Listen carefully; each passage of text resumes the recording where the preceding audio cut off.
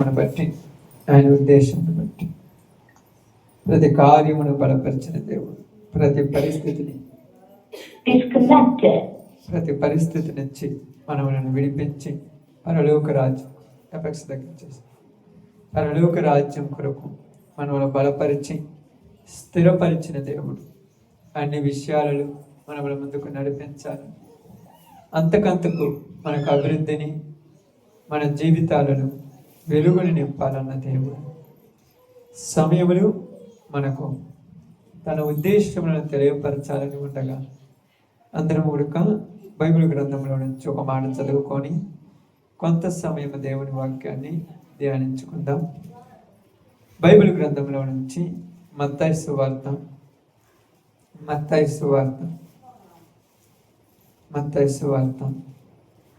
19వ అధ్యాయము 26వ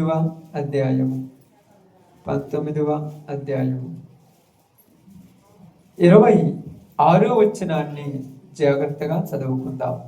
26 యేసు వారిని చూచి ఇది మనుషులకు అసాధ్యమే గాని దేవునికి సమస్తమును సాధ్యమని చెప్పాను. దేవుడి వాక్య భాగం మన మధ్యలో ఆశీర్వదించును గాక. ఆమేన్. కూడి వచ్చిన అందరికీ ప్రభునామములో శుభాలు వందనాలు తెలియజేయించున్నాను. దేవుని యొక్క చిత్తమును బట్టి, ఆయన యొక్క ఉద్దేశమును బట్టి ఈ దినాన ఒక మంచి విషయాన్ని మనము జాగ్రత్తగా ధ్యానించుకోవడానికి సిద్ధపడతాం. యేసుక్రీస్తు వారు తను శరీరధారిగా ఉన్న దినములలో మాట్లాడిన ప్రతి మాట చాలా విలువైనది. బాగా ఆలోచించండి. మాట్లాడిన ప్రతి మాట చాలా విలువైనది. ప్రతి మాట కూడా మనుషులకు బలాన్ని ఇచ్చే మాట మాట్లాడారు. కృంగిపోయిన వారిని లేవనెత్తే మాట, బలహీనులైన వారిని బలపరిచే మాట, వెనుకబడిపోతున్న వారిని ముందుకు నడిపించే మాట ఆయన మాట్లాడిన ప్రతి మాట కూడా. అందుకని ఇక్కడ యేసు ప్రభు వారి దగ్గరికి యవనస్తుడు వచ్చినప్పుడు అక్కడ మాట్లాడినప్పుడు కొన్ని విషయాలు చెబుతూ ఏమన్నాడంటే, ధనవంతుడు పరలోక రాజ్యంలో ప్రవేశించుట కంటే ఒంటె సూది బెజ్జములో ప్రవేశించుట సులభమని చెప్పినవాడు. ఆ మాట అక్కడ అదే రాయబడింది. ఇక్కడ రాయబడిన సందర్భం మనకు చాలా ప్రాముఖ్యమైనది. ధనవంతుడు పరలోక రాజ్యంలో ప్రవేశించుట కంటే చదవండి ఆ సందర్భాన్ని. ధనవంతుడు పరలోక రాజ్యములో ప్రవేశించుట కంటే సూది బెజ్జములో ఒంటె దూరుట సులభమని మీతో చెప్పుచున్నాను. శిష్యులు ఈ మాట విని మిక్కిలి ఆశ్చర్యపడి, అలాగైతే ఎవడు రక్షణ పొందగలడని అడుగగా, అంటే సూది బెజ్జములో ఒంటె దూరదు. ఇప్పుడు వీళ్ళు ఏమంటున్నారంటే, అయ్యా మరి ఎవరు రక్షణ పొందుతారు? నువ్వు చెప్పేది చూస్తే అసలు ఇది వీలు పడుద్దా? అసలు వీలు పడేటట్టు లేదు. మరి ఎవరు రక్షణ పొందగలరు? అందరూ నరకానికి పోతారంటే యేసుప్రభు వారితో చెప్తున్నాడు, మనుషులకు ఇది అసాధ్యమే కానీ దేవునికి సమస్తము సాధ్యమే. ఆమేన్. దేవునికి సమస్తము సాధ్యమే. ఆయనకు అసాధ్యమైనది ఏది లేదు. మనం అనుకుంటాం ఏదైనా ఉందేమో చెబితే ఏదీ లేదని బైబిల్ చెప్తుంది. ఆయనకు అసాధ్యమైనది ఏమీ లేదు. ఆలోచనలు మన మానవ యొక్క సరౌండింగ్లోనే ఉంటాయి. మన ఆలోచనలు ఒక హద్దు గీసుకుంటాడు. హద్దు తెలుసా? ఒక పొలిమేర అంటాడు. ఇప్పుడు మన ప్రాంతం ఉందనుకోండి అమ్మ, చింతగుంట మన ప్రాంతం కదా. మన చింతగుంటకు ఒక పొలిమేర ఉంటుంది. మీ అందరికి తెలుసు కదా ఒక పొలిమేర అంటే. పొలిమేర అంటే ఏందని? ఊరి గవిని, హద్దు. అది దాటితే మనకు సంబంధం లేదు. కాబట్టి మానవుని ఆలోచనలకు కూడా ఒక పొలిమేర ఉంటుంది. ఆ పొలిమేర లోపల అంటే ఆ హద్దు లోపలే మానవుడు ఆలోచిస్తూ ఇది సాధ్యము కాదులే, ఇది కుదరదలే, వీడు మారటం కష్టములే, వీళ్ళు బాగుపడటం కష్టములే, వీళ్ళకి జరగటం కష్టములే, వీళ్ళ జీవితాలు కష్టములే, ఇది అంతా అసంభవములే. ఊహ వేరు, నీ ఊహ వేరు, దేవుని ఊహ వేరు. మనం అందరం ఏమనుకున్నాం తెలుసా? ప్రతిసారి ఒక్కొక్క ఆలోచన ఉంటాం. ఏంటంటే ఉదాహరణకు మనకు అర్థం కావటానికి చెప్తున్నాను. ఒక పైరు వేస్తాం, వేసినప్పుడు ఆ పైరు బాగా తెగులు వస్తుంది, అంత పోతుంది, అన్నీ వెళ్ళిపోతాయి. లేకపోతే మంచిగా పంట బాగా వచ్చేసింది, దిగుబడి బాగా వస్తుంది, రేటు అంతా పడిపోద్ది. వెంటనే ఏమనుకుంటాం మన ఆలోచన, ఇది వేసినందుకు రూపాయి కూడా మిగలలేదు, వెంటనే ఈ సంవత్సరం దీనికి బాగా డబ్బులు వచ్చాయని అది వేసేస్తాం. నెక్స్ట్ ఇయర్ ఏం జరుగుద్ది? నువ్వు వేసిన దానికి డబ్బులు రావు, వేయని దానికి డబ్బులు వచ్చాయి, విసిరేస్తారు. ఇంతవరకు మిర్చి అనుకుంటాను, చాలా వేసారు పాపము. 5 అట్ట పోయి ఇట్ట పోయి మిరగాయలు పక్కన పడిపోయి ఆడి వెళ్ళిపోయి తెగులు వచ్చి మందులు కొట్టలేక ఇసుకు పుట్టి వదిలేశారు. ఈసారి ఊరి పెడతల్లి తలకానికి పందని చెప్పేసి గాలికి వేసేసారు పోయి విత్తనాలు, పిచ్చి పిచ్చికి పెట్టేసి. అంటే మన ఆలోచన ఇంతే. అప్పుడప్పుడు మానవులు చెప్తుంటారు ఈ సంవత్సరం అసలు వర్షాలు ఉంటాయి. నీ ఆలోచన ఇంతే, కానీ దేవుడి ఆలోచన దానికి మించి ఉంటుంది. నీ ఆలోచన ఎంతవరకే. మనం ఉండమనుకో, మీకు ఎంతవరకు తెలుసు? ఈ పొదిలి, కొనకల మెట్ల, మార్కాపురం, ఇటు పోతే ఈ దొనకొండ, ఈ సరౌండింగ్ తెలుసు. కానీ పైన ఉన్నవాడికి దానికంటే పైన తెలుసు. నువ్వు దీని లోపల ఆలోచించి ఇది జరగదంటే అడుగు కుదురుద్ది? నీ ఆలోచన దీని లోపలే, ఇది జరగదు. ఒక తాగుబోతాడు, తిరిగిపోతాడు, పనికి మాలినోడు ఉన్నాడుకోండి, వీడు మారటం అసంభవం. చాలా మంది అంటారు వీడు మారితే నా గొంతు గోపించుకుంటా. మారినాడు, మరి గొంతు గోపించుకో చూద్దాం, గొంతు గోపించుకో చూద్దాం.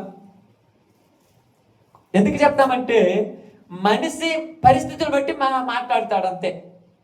అయ్యా ఇవి ఇలాగైతే మళ్ళీ ఎవరు రక్షణ పొందుతాడు? ఎవరైనా రక్షణ పొందగలరా? అప్పుడు ఆయన ఏమన్నాడు తెలుసా? ఒక మాట మాట్లాడారు, ఏమన్నాడు తెలుసా? ఇది మనుషులకు ఇది అసాధ్యమే, నువ్వు నీ సరౌండింగ్లో ఉన్నావు, కానీ దేవునికి సమస్తము సాధ్యమే. దేవునికి సమస్తము సాధ్యమే. ఆ యొక్క పరిస్థితిలోనికి మనం వెళ్ళినప్పుడు, కొన్ని ఆలోచనలు మనం చూసినప్పుడు, ఇక్కడ చెబుతున్నటువంటి ప్రతిదీ ఒక చిన్న ఎగ్జాంపుల్ చెప్పేసి 1-2 పాయింట్లు చెప్పుకొని ప్రార్థన చేసుకుందాం. ఎక్కువ టైం కూడా మీరు కూర్చొని అవసరం లేదు, ఎందుకంటే బాగా చల్లగా ఉంది కాబట్టి నిద్ర వస్తుంది. ఎండగా ఉంటే ఒక్కపోతుంది, చల్లగా ఉంటే నిద్ర వస్తుంది. మళ్ళీ నిద్ర ఆడపోతారు పాపం. ఆదికాండంలోనికి వద్దాం. ఆదికాండం 18వ అధ్యాయం.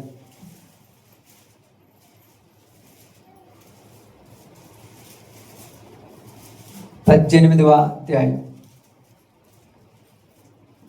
14 వచ్చిన అనుకుంటాను, చూడండి ఒకసారి. యెహోవాకు అసాధ్యమైనది ఏదైనా ఉన్నదా? మీదటికి ఈ కాలమున నిర్ణయ కాలమందు నీ యొద్దకు తిరిగి వచ్చేదను. అప్పుడు సారాకు కుమారుడు కలుగును అనెను. సారా భయపడి నేను నవ్వలేదని చెప్పగా ఆయన నీవు నవ్వుతివనెను. వచ్చారు, జాగ్రత్తగా దేవదూతలు వచ్చారు.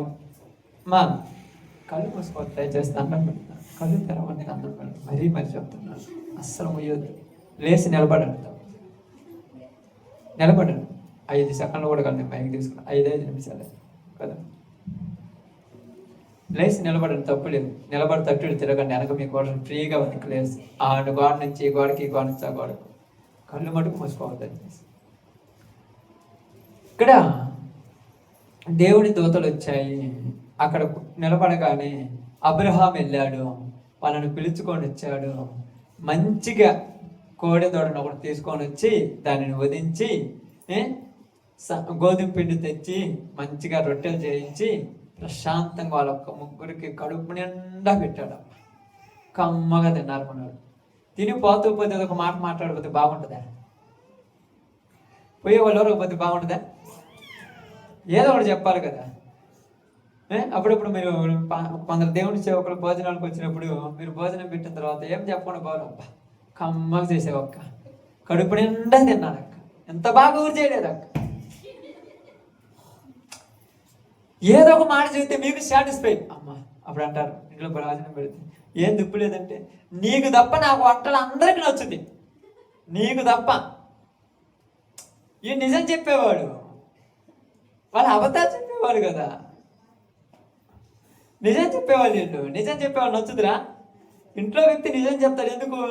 వాడు ఒక్కపొడి తినేవాడు కాబట్టి కళ్ళు మూసుకుని ఏదో తినేపోతాడు. ఉప్పు ఎక్కువైనా, ఉప్పు తక్కువైనా, కారం ఎక్కువైనా ఒక్కపొడి కాబట్టి కట్టకట్ట తినేసి కడుపు నిండా నిండినప్పున అబ్బా ఇప్పుడే తినొచ్చాను వాళ్ళ చేయగొట్టుకుని వెళ్ళిపోతాడు. ఇవి రోజు తినాలిగా. నిజం చెప్పొద్దు. ఒకరోజు పోయేదైతే అబ్బా బాగా చేసేవక్క, బల్లె చేసేవక్క, నిండా వందనాలక్క, నీలాగా చేసిన వాళ్ళు ఇప్పుడు ఎవరు చూడలేదక్క, ఇంతవరకు నేను తిన్నాను కానీ యాడా ఇంత బాగా చేసిన వాళ్ళు లేరక్క అంటారు. మళ్ళీ ఇంకొక దగ్గరకు కూడా ఇట్నే చెప్తారు. అంటే అర్థమైంది, ఏదో రకంగా పొగిడిపోవాలి. ఎందుకు? ఏదో కాంప్లిమెంట్ ఇప్పుడు తప్పుకుంటారా? అప్పుడప్పుడు మీరు కూడా చాలా మంది స్త్రీలు ఉంటారు కదా, మీరు అంతా చేసిన తర్వాత అన్ని చేసిన తర్వాత మీ ఇంట్లో ఉన్నటువంటి యజమానులకు భోజనం వడ్డించిన తర్వాత పక్కనే కూర్చుంటారు, నోటికెళ్ళి చూస్తుంటారు, బాబల్య ఉందని చెప్తారేమో. అసలు చెప్పడు. తింటాడు, చేయగడుకుంటాడు, వెళ్ళిపోతాడు. అసలు ఎట్టుందని చెప్పేంది, తిన్నామని అడగవేంది, ఏం అవసరమా? రోజు చెప్పదు ఎట్టుందంటే రికార్డ్ చేసుకొని ఇంకా ఆ రికార్డు పెట్టాలి, అంతే కదా. దాన్ని రికార్డ్ చేసి ఆ రికార్డ్ సెల్లులో పెట్టేసి అన్నం తినేది పెట్టాలి. బల్లే చేసిన ఎంత బాగా ఊరి చేయలేదు, నేను ఆడ తినేది 5 స్టార్ హోటల్లో కూడా ఇంత బాగా చేయలేదని ఆ రికార్డ్ పెడుతుంటే నీకు సంతృప్తి అయిపోద్ది, అంతేనా? కాబట్టి ఏదో కాంప్లిమెంట్ చేయాలి. అందుకని వీళ్ళు కూడా ఏం చెప్పారంటే అబ్రహాముని చూసి, అబ్రహాము నువ్వేం బాధపడద్దు, మేము మరలా ఈ సంవత్సరానికి వస్తాం. ఆ సంవత్సరానికి వచ్చినప్పుడల్లా నీ భార్య గర్భవతి కుమారుని కంటున్నాం. రొట్టెలు బాగున్నాయి అంటే సంతోషపడవచ్చు, వంట బాగా చేసావంటే సంతోషం పడవచ్చు, మంచిగా పరిచర్య చేసావు, బాగా చూసుకున్నారంటే సంతోషపడవచ్చు. అసలు నెరవేరుందా అని చెబితే అంత కోపం అవుతుంది. అసలు నాకు అవసరం, నేను అడిగానా? ఏమంటున్నాడు? ఏది మీదటికి ఈ కాలమున నిర్ణయ కాలమందు మరలా నేను వస్తాను, అప్పుడు సారాకు కుమారుడు కలుగును. ఆమె ఇక్కడ పాయింట్ గుర్తుపెట్టుకోండి, ఎవరికంట కుమారుడు? సారాకు, ఇంకొకరు కాదు, మళ్ళా సారాకే కుమారుడు కలుగును అన్నాడు. ఇప్పుడు సారా పక్క నిలబడి కడుపు నిండా తిన్నాడు ఏదో ఒకటి చెప్పిపోతాడని పటిక్కి నవ్విందంట. డేరా చాట్ నుండి ఎట్లా ఉంటుందిగా. లేడీస్కి ఉన్నటువంటి గొప్ప మనస్తత్వం ఏంటంటే ఎవరేం మాట్లాడుకుంటున్నారని చూపెట్టింటుంటారు. నిజమా బతుమ్మా? మన తల్లి తెలుసురు సారమ్మ, ఇంకొక తల్లి ఉంది ఎవరు తెలుసా? రెబుకమ్మ. ఇంట్లో ఎవరు చెప్పేది?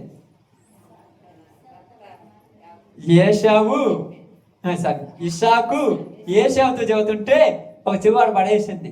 ఏందమ్మా ఆడున్నామంటే నీకు ఆగురా పాప మీదకు నిద్ర కూడా రాదు, నిద్రపోయినట్టు కూర్చుంటారు మంచం మీద.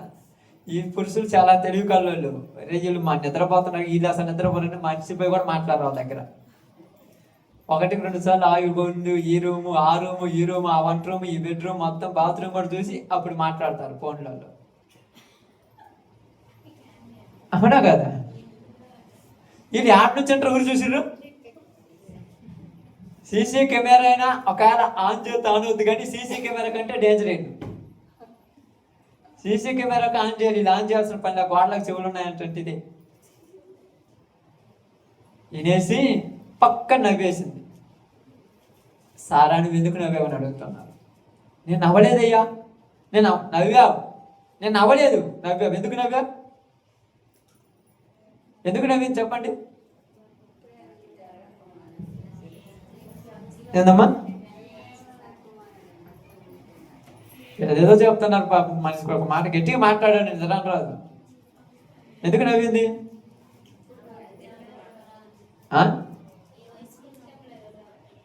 అసలకి బొక్కడు తిని పొయ్యేవాళ్ళ బాగుండా నాకు లేని గుడి కోరికలు ఎందుకు పుట్టిస్తున్నా? కోరికలుగా తెలుసా? ఎవరికైనా ఏదైనా లేకపోతే వాళ్ళ దగ్గరకు పోయి మీరు ఒక మాట అంటే వాళ్ళకి ఆ కోరిక పుట్టి దానికోసం ఏదైనా చేస్తారు. బాగా అర్థం చేసుకోండి. ఒక ఇంటికి ఊరు అనుకోండి, ఇంట్లో బాగానే బాగా అన్నం తిని అన్ని వచ్చిన తర్వాత ఇంట్లో ఫ్యాన్ లేదనుకోండి, దేవుడు వచ్చే ఉంచడానికి మీకు ఫ్యాన్ ఇస్తాడంటే ఏ కాడికి ఫ్యాన్ కొనాలనుకుంటారు. ఫ్యాన్ కొనాల్సిందే, ఫ్యాన్ కొనాలి, ఫ్యాన్ కొనాలి, ఫ్యాన్ కొనాలి. వాళ్ళు అన్నారో లేదు ఫ్యాన్ కొనాలి, అంతకుముందు లేదు ఆ కోరిక. వీళ్ళు అన్నారో లేదు అది చెయ్యాలి. ఇప్పుడు ఏంది? ఇప్పుడు ఏమో కుమారుడు కావాలని కానీ కోరిక పుట్టింది తెలుసా మీ కొడుకు? లేని వాళ్ళ దగ్గర పోయి పిల్లల్ని అట్టే ఆడిపోతుంటే ఇలా కోరికలు పుడతాయి పాపం. అందుకని ఇలా కోరికలు పుట్టగానే వీళ్ళు కుమారుల కోసం ఏం చేస్తారు? ఆమేన్. అబ్బా వాళ్ళు చెప్పేదండి, ఏదైనా చేస్తారు. మామూలు విషయం అనుకున్నారా? ఆశ పుట్టకూడదు, కానీ ఆశ పుడితే ఏదైనా. ఇప్పుడు వెంటనే ఏం చేసింది తెలుసా? ఏం చేసింది?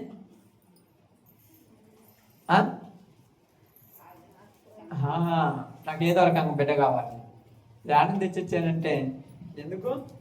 నాకు ఎవరుంది? నా దాసి అయినటువంటి హాగారు ఉంది కదా, హాగారుతో వెళ్ళి నాకు బిడ్డను పుట్టించాను. ఇప్పుడు బాధపడుతారా లేకపోతే సంతోషపడాల్సిన విషయం అది? బాధపడేదే సంతోషపడేది? చెప్పండి అమ్మా. బాధపడేది. మరి బాధపడే విషయాన్ని ఏమెందుకు ఇలా చెప్పాల్సి వచ్చింది?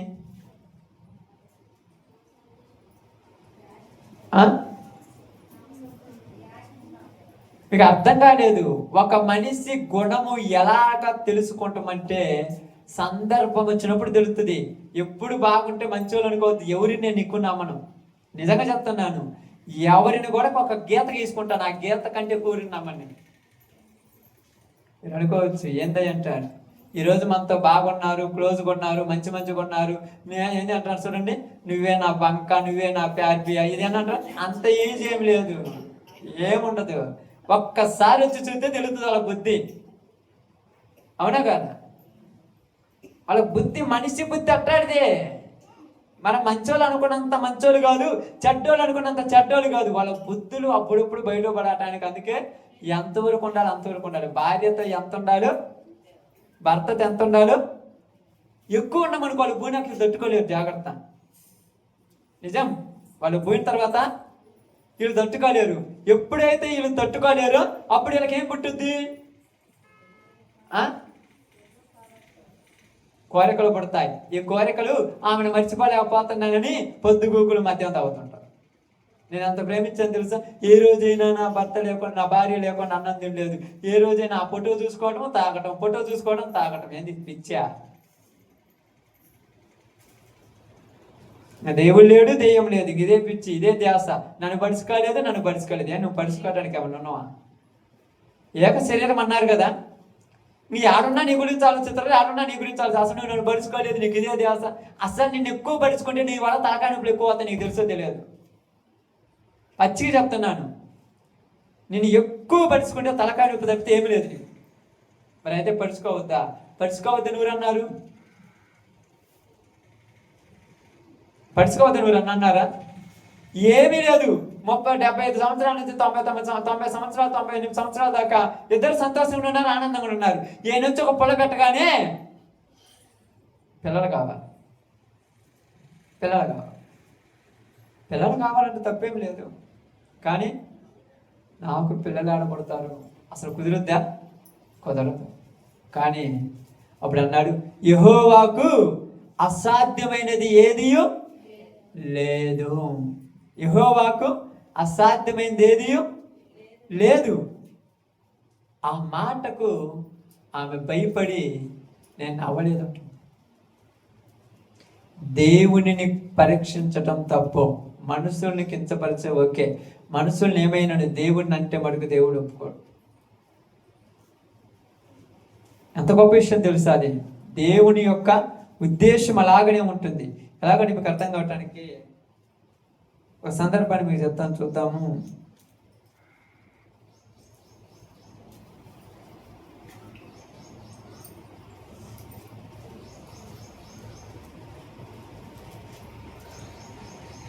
సందర్భాన్ని మీకు చెప్తాను, జాగ్రత్తగా మీరు ఈ విషయాన్ని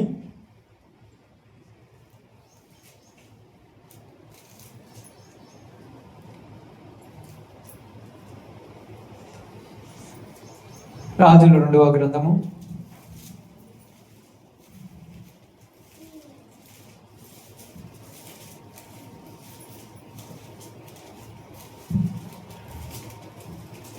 2వ గ్రంథము తీసారమ్మా.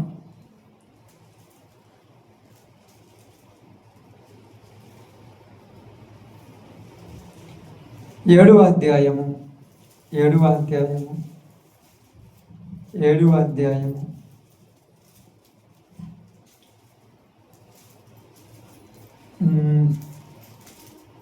9వ వచ్చిన ఒకసారి చదవండి. వారు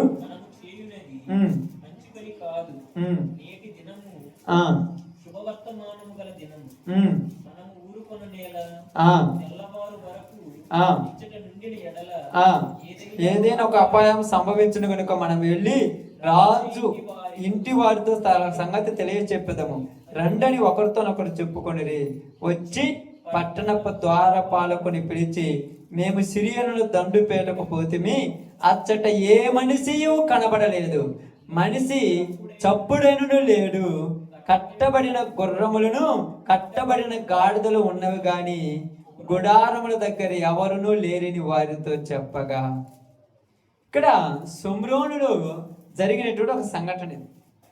సిరియనులు ఏం చేశారు, వాళ్ళ చుట్టూ కంచగా ఉన్నారు. ఇప్పుడు అక్కడ ఆరోగ్యం మీ తర్వాత చదువుకుంటే అక్కడ ఏం రాయబడింది, గాడిద తల అరపావు పావురపు రెట్ట 5 పైసలకు అమ్మబడును, 5 రూపాయలకు అమ్మబడును అనే విషయాన్ని ఇక్కడ జాగ్రత్తగా రాస్తూ ఉంది. అక్కడ ఏముందంట, క్షామము, కరువు వచ్చింది. ఈ కరువు వచ్చిన సందర్భంలో ఒక 4 కుష్ఠరోగులు ఏం చేశారంటే ఊరి వెలుపల ఉంటున్నారు. ఊరిలో వాళ్ళకే పోలేదు, ఎక్కడికి దొరుకుద్ది. ఇప్పుడు వాళ్ళకి తీర్మానం తీసుకున్నారు, ఎలాగైనా మనం చచ్చిపోయినా బతికినా మనం ఒకటే, చనిపోయినా ఒకటే. ఈ సమయంలో మనం ఏం చేద్దాం, ఒకసారి చూద్దాం అనుకొని 4వ వచనం చదవండి. పట్టణంలోనికి పోదు అనుకుంటే పట్టణమందు క్షేమమున్నది, అచ్చట చనిపోదుము, ఇక్కడ కూర్చును ఎచ్చటను చనిపోదు. పదండి, సిరియనుల దండు పేటలోనికి పోదుము రండని. వారు మనలను బ్రతకనిచ్చిన బ్రతుకుదము, మనలను చంపిన సత్తుమని చెప్పుకొని సంధ్య చీకటి యందు సిరియనుల దండు పేటలోనికి పోవాలని లేచి సిరియనుల దండు వెలపలి భాగమునొద్దకు రాగా అచ్చట ఎవడును కనబడకపోయిరి. యెహోవా రథముల ధ్వనియు గుర్రముల ధ్వనియు గొప్ప సమూహముల ధ్వనియు సిరియనుల దండునకు వినబడినట్లు చెయ్యగా, వారు మన మీదకి వచ్చుడుక ఇశ్రాయేలు రాజు హిత్తీయుల రాజుకును ఐగుప్తీయుల రాజుకును బత్తమిచ్చి ఉన్నాడని సిరియనులు ఒకరితో ఒకరు చెప్పుకొని లేచి తమ గుడారములలోనైనను గుర్రములతోనైనను గాడిదలతోనైనను దండుపేటలోనున్న వాటిలోనైనను ఏమియూ తీసుకొనకయే తన ప్రాణములు రక్షించుకొనుట చాలుననుకొని సంద చీకటినే ఉన్నది ఉన్నట్లుగా పేట విడిచి పారిపోయి ఉండేది. కాబట్టి ఆ కుష్ఠరోగులు దండుపేట వెలపడే భాగమునకు వచ్చి ఒక గుడారము చొచ్చి భోజపానములు అన్నపానములు సమస్తమును తిని కడుపు నిండా భుజించారంట. ఊరిని అమ్మా వినండి, ఇక్కడ ఊరిని శత్రువు వచ్చి చుట్టుముట్టారు. ఊరిలోకి బయట నుంచి ఏమి రాకూడదు, లోపల నుంచి బయటకి ఏం పోకూడదు. ఉన్న భోజన పదార్థాలు తినేసారు. 2-3 రోజులు ఉన్నాయి. ఒక 2 రోజులు ఉంటాయి, 4 రోజులు ఉంటాయి, 5 రోజులు ఉంటాయి, ఒక వారం ఉంటాయి, అంతేనా? భోజనాలు అయిపోయాయి, ఎలాగేం తినడానికి లేవు. బయటికి పోదామంటే బయట శత్రువులు ఉన్నారు, చంపేస్తారు. ఇప్పుడు ఏం చేయాలో అర్థం కాలేదు. ఇప్పుడు ఆ ఊరిలో ఉన్నటువంటి 4 కుష్ఠరోగులు ఉన్నారు. వీళ్ళు ఏమనుకున్నారు, ఇక్కడ మనకేమి లేదు, ఏలక లేకపోతే వాళ్ళకి పోయి పెడతారా, ఏలకుంటే వాళ్ళకి పెట్టేది, ఏలక లేదు, ఇక్కడ ఉన్నా చచ్చిపోతాం. ఊరిలోకి పోదామా, ఊరిలో ఉన్నా భోజనం లేదు, అక్కడికి పోయినా చచ్చిపోతాం. ఇప్పుడు మనం ఎక్కడికి పోదాం, శత్రువుల దగ్గర పోదాం అన్నారు. ఆ మ్యాన్ ఎవరి దగ్గరికి, శత్రువుల దగ్గర పోదాం. వాళ్ళు బ్రతకనిచ్చినా బతుకుదాం, చంపేసినా చచ్చిపోదాం, శత్రువుల దగ్గర పోదామని వాళ్ళు రెడీ అయ్యి శత్రు సైన్యం దగ్గరికి వెళ్ళిపోతున్నారు. ఆ ఉదయకాలం సంద చీకటి ఒక కార్యం జరిగింది అక్కడ. ఒక కార్యం జరిగింది. ఏం జరిగిందంటే యెహోవా గుర్రముల ధ్వని, రథముల ధ్వని వినబడినట్లు ఆ సిరియనులకు తెలియచేయగా వాళ్ళందరూ ఏం జరిగిందంటే, ఇదిగో వేరే రాజులు ఇశ్రాయేలీయుల పక్షాన మన మీదకి వస్తున్నారు, మనల్ని చంపేస్తారని వాళ్ళకున్న సంపద మొత్తం అక్కడ వదిలిపెట్టి పరుగో పరుగు వెళ్ళిపోయారు. ఇప్పుడు వీళ్ళు వెళ్ళి చూడగా ఒక్క మనిషి కూడా కనపడలేదంట అక్కడ. ఏదంట? ఒక్కరు కూడా కనపడలేదు. ఎందుకు కనపడలేదు? దేవుడు భయపెట్టాడు. ఆమేన్. దేవుడు భయపెట్టాడు. వెళ్ళిపోయారు, అందరు వెళ్ళిపోయారు. ఇప్పుడు వీళ్ళు పోయి ఒక గుడారంలోకి పోతే గుడారం నిండా భోజన పదార్థాలు, ధనధాన్యాలు, ఆహార పదార్థాలు, వాళ్ళకి కావలసిన సామాగ్రి మొత్తము ఆ గుడారం నుండి సమృద్ధిగా తింటున్నారు. ఇప్పుడు పోయి కావలసినంత తింటున్నారు. తిన్న తర్వాత అనుకున్నారు, ఇది మన ఒక్కరికే కాదు, మనము రాజుకు కూడా ఈ విషయాన్ని చెప్దాం రండి పోయి అంటున్నారు. ఎవరికంటక? రాజుకు తెలియచేస్తే వాళ్ళందరూ బయటకు వచ్చి క్షేమముగా బతికారు. ఎవరైనా ఆ ప్రాంతంలో ఊహించుంటారా మనం బతుకుతామని? శత్రువులు చుట్టూ ఉన్నప్పుడు ఎవరైనా ఊహించుంటారా? ఎవరికి ఆ ఊహ లేదు మనం బతుకుతామని. కానీ ఆ దేవుడు చేసిన కార్యమును బట్టి, ఆ దేవుడు చేసిన పరిస్థితిని బట్టి శత్రువులు పారిపోయారు. ఆమేన్. ఎవరు పారిపోయారమ్మా? శత్రువులు పారిపోయారు. ఎవరు పారిపోయారు? వినపడుతుంది చెప్పింది? లేకపోతే మీరు మరో లోకంలోకి వెళ్ళిపోయారా? మరో లోకం ఉంది కదా, ఉందా లేదా? ఆమేన్. ఉందా లేదా మరో లోకం? ఏమి లోకం అది? మీరేమనుకుంటుంది దానికి? మీరేమనుకుంటుంది ఆ లోకంతో నాకేం పని అంటారా? శత్రువు ఒక్కడు కూడా లేకుండా వెళ్ళిపోతే ఇప్పుడు ఇశ్రాయేలీయులు పోయి వాళ్ళందరినీ దోచుకున్నారు. ఇక్కడ వీళ్ళందరికీ ఆహారమును కూర్చిపెట్టింది ఎవరు? దేవుడు. ఎవరమ్మా? దేవుడు. ఎందుకు ఆహారాన్ని కూర్చాడు వీళ్ళకు? ఎందుకు కూర్చాడు చెప్పండి. ఇప్పుడు చెప్పండి వాళ్ళకి ఎందుకు ఆహారం? అక్క గోడ కలుగుకండి, గోడ కనుకోవద్దు, గోడ పడిపోతే డబ్బులు కూడా మీరు మళ్ళీ పెయింట్ అయిపోయింది చూడండి. అక్కడ ఎంతవరకు పోయిందో చూడండి పెయింట్. మీరు చాలా జాగ్రత్తగా అది ఎన్ని ఎందుకు పోయిందో చెప్తాను. ఆ పెయింట్ ఇక్కడ పెయింట్ ఏం బాగాలేదు కదా, అక్కడ ఎందుకు పోయిందంటే కారణాలు ఏం తెలుసా? మేము ఇచ్చి డబ్బులు పెట్టాము, మేము వేపించామని మీరే చేసిపోయారు వాళ్ళకు. బాగానండి. కారణం ఏంది అక్కడ? జాబ్ గమనించి ఆలోచించండి. దేవుడు తన ప్రజలకు ఏం కలిగించాలని?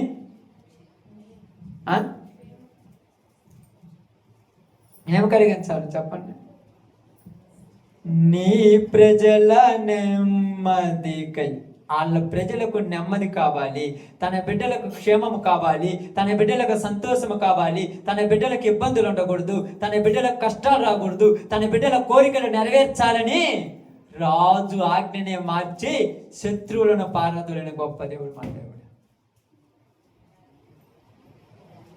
రాజు ఏమని పంపించాడు? వాళ్ళను వెళ్ళి ఇశ్రాయేలు మొత్తాన్ని, వాళ్ళందరినీ, శమ్రోనులో ఉన్న వాళ్ళందరినీ చుట్టుముట్టి వాళ్ళని చంపేసి రమ్మన్నాడు రాజు. ఇప్పుడు దేవుడు భయపెడితే సైన్యం ఏమైంది? నీ నెమ్మది కోసం నీ శత్రువులను పారదోలగలిగిన గొప్ప దేవుడి దేవుడు. నీకు నెమ్మది లేకుండా చేసే కార్యం ఏదో మీరు ఊహించుకోండి మీ మనసులో. మీకు ప్రశాంతత లేకుండా ఉండే కార్యం కూడా ఉన్నాయి. అది జరగాలంటే అది జరగదని నీవు అనుకోవచ్చు, నీ మనసులో కొంచెం వచ్చి జరగదులేక అయిపోయింది అనుకోవచ్చు. కానీ పరిస్థితి ఒకసారి ఒక 10 నిమిషాలు ఏనండి. అక్కడ పరిస్థితి ఏంటంటే ఊరు చుట్టూ ఎవరున్నారు? శత్రువు. బాగానండి. ఊరు చుట్టూ, ఊరి మధ్యలో ఎవరున్నారు? వీళ్ళున్నారు, శమ్రోనులో ఉన్నటువంటి ప్రజలు ఉన్నారు, ఊరి చుట్టూ శత్రువులు ఉన్నారు. ఎప్పుడు ఏ సమయంలో వచ్చి ఖడ్గంతో మీద పడతారో వాళ్ళకి తెలియదు. ఏ సమయంలో వచ్చి ఖడ్గంతో మీద పడతారు, ఏ పరిస్థితిలో అంబులు వేస్తారో వాళ్ళకి తెలియదు, ఏ పరిస్థితుల్లో గుర్రాలతో రథాలతో వస్తారో వాళ్ళకి తెలియదు. కాబట్టి ఇప్పుడు కడుపు నిండా తిని కంటి నిండా నిద్ర ఆ ఊర్లో వాళ్ళకు ఉంటుందా? ఉంటుందా? ఉండదు? చెప్పండి మీరు. ఉండదు. ఇప్పుడన్నా గొడవలు జరుగుతాయి. ఇప్పుడైతే గొడవలు చాలా వరకు తగ్గిపోయాలి, చాలా ప్రాంతాల్లో గొడవలు జరుగుతుంటాయి. గొడవలు జరిగినప్పుడు ఏం చేస్తారంటే కాపు కాసి ఉన్నారు జాగ్రత్త అని చెప్తారు కొంతమందికి. కాపు కాసినప్పుడు ఇంట్లో అన్నం తిని నిద్రపోమంటే పోతారా? ఎందుకు నిద్ర పట్టదు? ఎందుకు నిద్ర పడదమ్మా? శత్రువు ఎప్పుడు వచ్చి నా మీద పడి చంపేస్తాడనే భయంతో నిద్ర పట్టదు. నిద్ర రానప్పుడు ఏం చేస్తారు? నిద్ర రాకపోతే ఏం చేస్తారు? డాక్టర్ దగ్గర పోతారా? ఆమేన్. ఈ షోమ్రోనులో ఉన్న ప్రజలు నిద్రపోకుండా అందరూ కూర్చొని ప్రార్థన చేస్తున్నారు. శత్రువుల యుద్ధ నుంచి మాకు విడుదల కలిగించు ప్రభువా అని ప్రార్థన చేస్తున్నారు. ఈరోజు నీ ఇంట్లో నీకు సమస్య లేదా? సమస్య లేదు అనే వాళ్ళు ఒక్కసారి స్తోత్రం చెప్పండి. హల్లెలూయా. అందరికి ఉంది కదా? ఆమేన్. నీకు సమస్య ఉంటే నువ్వెందుకు నిద్రపోతున్నావు ప్రశాంతంగా?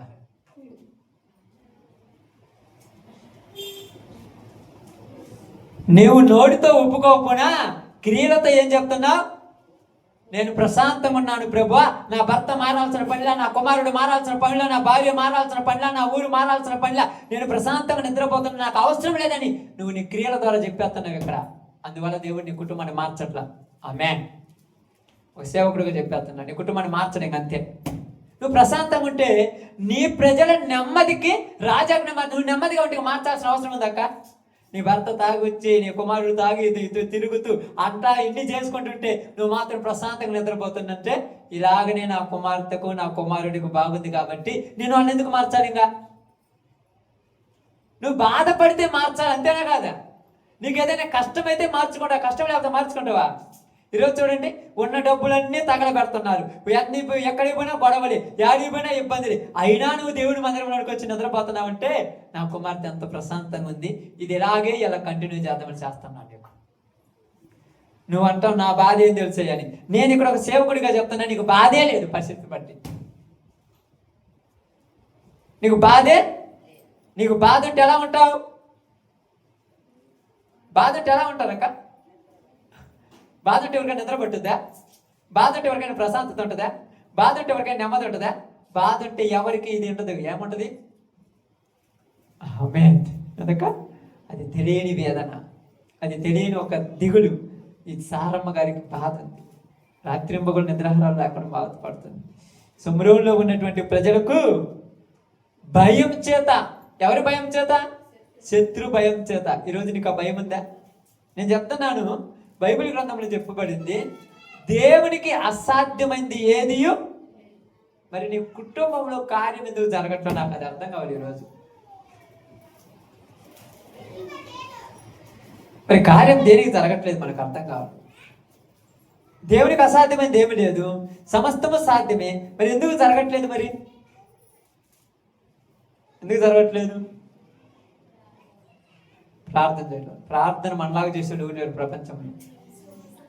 జోకా సీరియస్, నిజమమ్మా.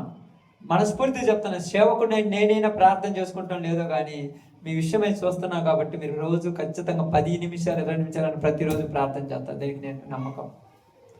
మరి ఎందుకు జరగట్లేదు?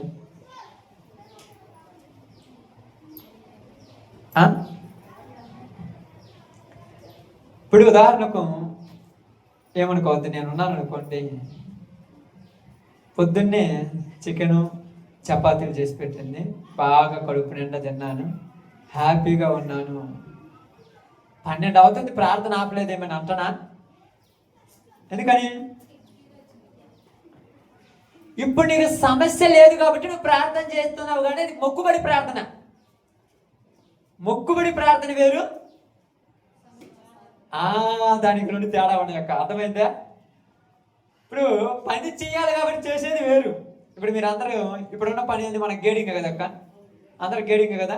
గేడింగ్ చేయాలి కాబట్టి చేసేది వేరు. మధ్యాహ్నం చిక్కులు పోతాయంటే పొద్దున్న చేసేది వేరు. అర్థమైందా? రేపు పొద్దున్నే చిక్కులు పోతానంటే ఈరోజు నువ్వు నిద్రపోకుండా గేడింగ్ చేస్తావు చూడు. అప్పుడు ఇది ఒకటేనా? అప్పుడు ఏం చేస్తాం? ఆ కట్ట తీసుకొని ఏం బాధ, ఏం బతుకులే, ఎంత చేసి నింతేలే, ఏం చేద్దామని కొనుక్కుంటూ సనుక్కుంటూ ఆ మామిడి కాడ ఇట్టేయాల్సింది ఇట్టేసి, నెంబర్ కాడ ఇట్టేయాల్సి ఇట్టేసి, వాళ్ళని కొనుక్కు తెల్ల కొనుక్కు చేస్తాం. అదే రేపు పొద్దునే చెక్కులు పోతున్నాయంటే మాటలు లేవు, ఏమీ లేదు, ఎవరు లేదు. అసలు ఆ మండి మీద పడి పీకేస్తాను అంటే అసలు మనిషివా లేకపోతే ఇంకేమన్నా అన్నట్టు చేస్తుంటారు ఒక్కొక్కరు. అంత తొందర తెలుసా? ఏంది తొందరగా చేయాలి, వాళ్ళని తొందర పెడతావు, ఎలా తొందర పెడతావు, ఆకలి అవుతుందంటే మేము ఒక పూట తినబోదు చత్తమా. ప్రార్థన కూడా నీ కుటుంబంలో కార్యం జరగాలంటే ఏటిని మర్చిపోకుండా ప్రార్థన చేయాలి. ఇంట్లో కార్యాలు జరుగుతుంటాయి, నీ ఎంజాయ్మెంట్లు చేస్తున్నావు, నీ పరిస్థితులు బాగున్నాయి, ఇంట్లో గొడవలు అలకలు మొలకలు మొత్తం చేస్తున్నావు, మళ్ళీ ప్రార్థన చేస్తున్నావు అంటే సాధారణంగా జరుగుతుంది. దానికేం పెద్ద ఇష్యూ లేదు. బండి ప్రాగా పోతుంటే దానికన్నా ఇబ్బంది పడాల్సిన అవసరం ఉందా? అవసరం ఉందమ్మా. మరి ఇబ్బంది ఎప్పుడు? ఎవడన్నా పంచర్ పడి ఆగితేనే, ఎవడన్నా పంచర్ పడి ఆగితే అప్పుడేమనుకుంటాం, ఏం చేద్దాం. అప్పుడు ఎవరైనా పడుకొని నిద్రపోండి పాత్ర.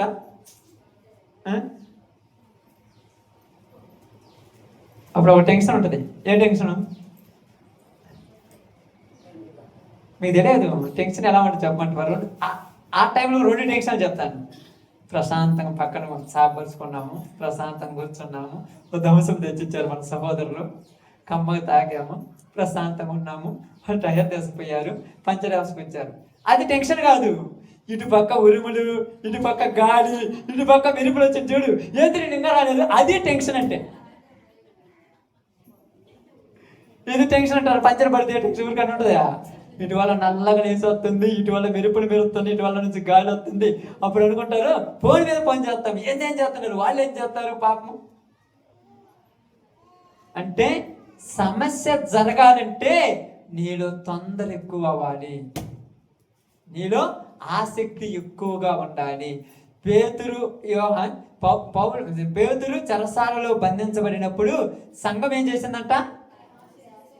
అత్యాసక్తి అని రాయబడింది అక్కడ. ప్రార్థన చేసింది అందరం చేసేది ప్రార్థనే. అత్యాసక్తి. నీకు ఒకటి జరగాలంటే అత్యాసక్తితో నువ్వు ప్రార్థన చేయాలి. ఈరోజు దేవుడు నాతో ఏం మాట్లాడతాడు, శనివారం ఏం మాట్లాడతాడు, ఆదివారం ఏం మాట్లాడతాడు, బుధవారం ఏం మాట్లాడతాడు. ఇది అత్యాసక్తి. ఎన్ని పనులు ఉన్నా, ఎన్ని ఇబ్బందులు ఉన్నా మొత్తం పక్కన వచ్చి కూర్చొని దేవుడి సన్నిధిలో ఆయన మాటల కోసం ఎదురు చూస్తావు చూడు, ఇదే అత్యాసక్తి. ఇలాగ నువ్వు ఒక నెల చెయ్యి, నీకు జరగకపోతే అప్పుడు అడగన్నా. కానీ నెల కాదు, 4 రోజులు చేస్తారమ్మా. గట్టిగా వారం ఉంటే 3వ వారంలో నీ ఇంట్లో ఏదో ఫంక్షన్ వచ్చి పడుతుంది. బుధవారం లేదు, ఆదివారం లేదు, శనివారం లేదు. ఇప్పుడు ఏంది? ఫంక్షన్ పోకపోతే వాళ్ళు ఫీల్ అవుతారు, ప్రార్థన పోకపోతే అసలు ఆయన ఫీల్ కడక్క, ఆయన ఫీల్ అవుతున్నట్టు. ప్రార్థన పోకపోతే నీ భర్త మారడు. నిజం చెప్తున్నాను నేను ఒక సేవకుడిగా. ఈరోజు నువ్వు కుటుంబానికి పోయి లేకపోతే ఒక చోటకు పోయి నువ్వు ఎంజాయ్మెంట్ చేసి రావటం వల్ల ఏమైనా మారిందా? ఏమైనా పరిస్థితి ఏమైనా మారిపోయిందా? ఏమైనా స్థితి ఏమైనా మారిందా? ఏమన్నా పరిస్థితులు ఏమన్నా బాగున్నాయి చెప్పండి. నేను మారిపోయా? ఏం మారవు. ఎందుకంటే ఒక సమస్య తీరాలంటే అత్యాసక్తి కలిగిన ప్రార్థన చేయాలి. అత్యాసక్తి కలిగిన ప్రార్థన చేయాలి. సారీ, అందుకేమన్నారు తెలుసా? సొమ్రోనులో ఉన్నటువంటి ప్రజలు ఏం చేస్తున్నారంట? ఏడుస్తూ బాధపడుతున్నారు. ప్రభువా, తిండి గింజలు అయిపోతున్నాయి. ఎప్పటికెప్పుడు టెన్షన్ పడుతున్నారు. ఆ యొక్క గాదెలు ఇప్పుడంటే అందరికీ ఏమన్నాయి? డ్రమ్ములమ్మ, సంచులు, డ్రమ్ములు ఇవన్నాయి. కానీ వాళ్ళు గాదెలలో మోసుకున్నటువంటి గింజలు ఏమవుతున్నాయి? అయిపోతున్నాయి. గింజలు అయిపోయే కొద్దీ భార్యలు భర్తలతో ఏం చెప్తున్నారు? అయ్యా, ఇక 3 రోజులకే ఉన్నాయి, 2 రోజులకే ఉన్నాయి, 1 రోజుకే ఉన్నాయి. ఇప్పుడు ఇలా టెన్షన్ ఆలోచించండి ఒక్కసారి. ఇప్పుడు ఇలా పరిస్థితిని ఆలోచించండి ఒక్కసారి. ఇప్పుడు ఇలా స్థితి ఆలోచించడం ఒక్కసారి నిజంగా. బయటికి పోయి తెద్దామంటే బయట శత్రువు ఉంటుంది. అర్థం చేసుకో. బయటకు పోయి తెద్దామంటే బయట శత్రువు ఉన్నాడు. ఇంట్లో ఊర్లో దొరకటానికి పరిస్థితి లేదు. ఇప్పుడు ఏం చేస్తున్నారు తెలుసా? ప్రారంభంలో పెద్దగా పట్టించుకోవాలా. కరోనా వచ్చింది తెలుసా? మనందరికీ కరోనా వచ్చింది తెలుసా? 2019లో వచ్చింది. లాక్డౌన్ పెట్టారు ఒక 45 రోజులు. 2-3 నెలలకు కావాల్సిన సరుకులు వేసుకున్నారు. మాకేం ఇబ్బంది లేదు అనుకున్నారు. సరుకులు అయిపోతున్న కొద్ది బయటకు పోనీయట్లేదే, ఏం చేయట్లేదే. నాకు ఆ మూమెంట్లో చెప్తాను, ఏమనుకోవద్దు. ఆ టైంలో నాకు ఒక సంతోషం వేసింది. ఏం సంతోషం చెప్పండి? అవి అయ్యి కాదమ్మా. ఏ సంతోషం వేసిందంటే అప్పుడు జనాలకు రోగాలు లేవు. మరి ఇప్పుడు రోజు మార్చి రోజు గవర్నమెంట్ పోయి సూది వేసుకుంటారు, రోజు మార్చి రోజు మందులు తాగుతున్నారు, రోజు మార్చి రోజు తలకాని పంటున్నారు. మరి అప్పుడు ఏడికి పోతున్నారు నాకు అర్థం కాదు. 40 రోజులు బయటకు పోమన్నా అమ్మో హాస్పిటల్ పోతే కరోనా అవుతుందేమో. ఏడికి పోకుండా ఇంట్లో ఉన్నారు. మరి అప్పుడు ఏమైనా ఈ జగ్గులు, జలుబులు, ఈ కడుపుల నొప్పులు నాకు అర్థం కాదా? మనిషికి ఎప్పుడు ఏ రోగం ఉండదక్క.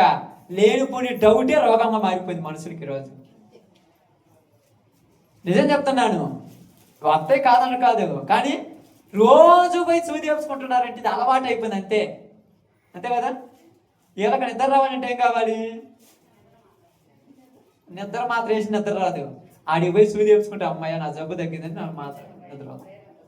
అంతే. మరి ఆ 45 రోజులు ఏ సూది వేసుకున్నారు నాకు అర్థం కాలేదు. నీ జీవితానికి ఇప్పుడు చెప్తున్నా, ఏదైనా నువ్వు తట్టుకోగలా, కానీ ఇప్పుడు మనం బలహీనమైపోతున్నాం. అందుకే కూడా అయిపోయే కొద్ది టెన్షన్ పెరిగింది.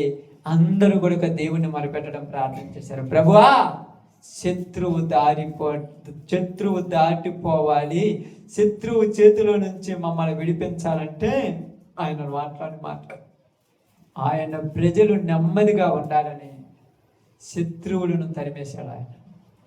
ఇలా ఎవరైనా యుద్ధం చేశారా? ఇలా ఎవరైనా కత్తి తీసుకొని బయటకు పోయారా?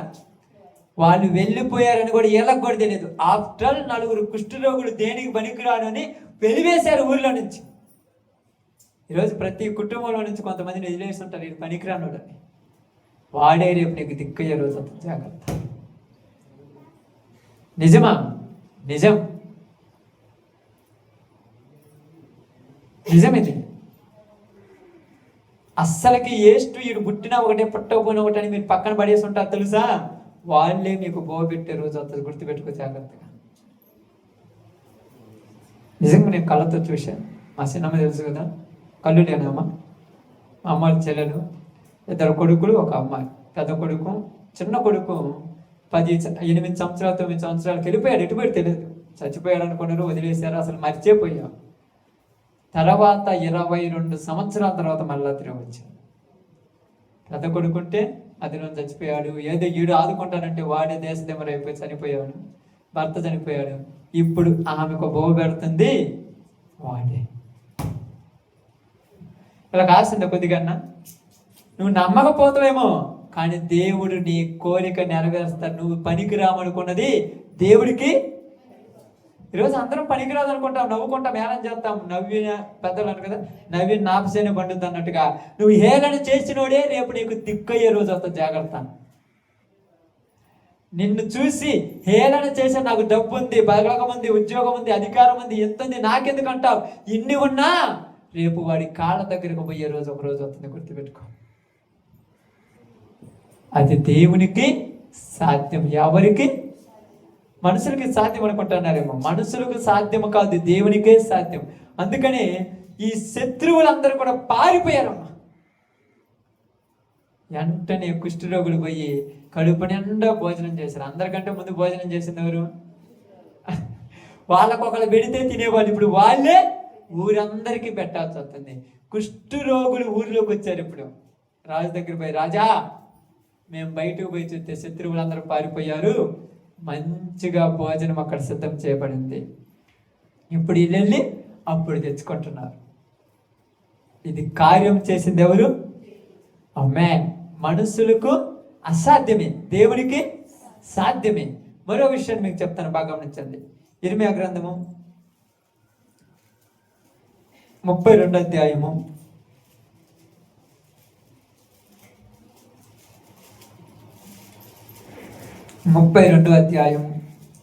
17 వచనాన్ని ఒకసారి చదువుదాం. యెహోవా ప్రభువా,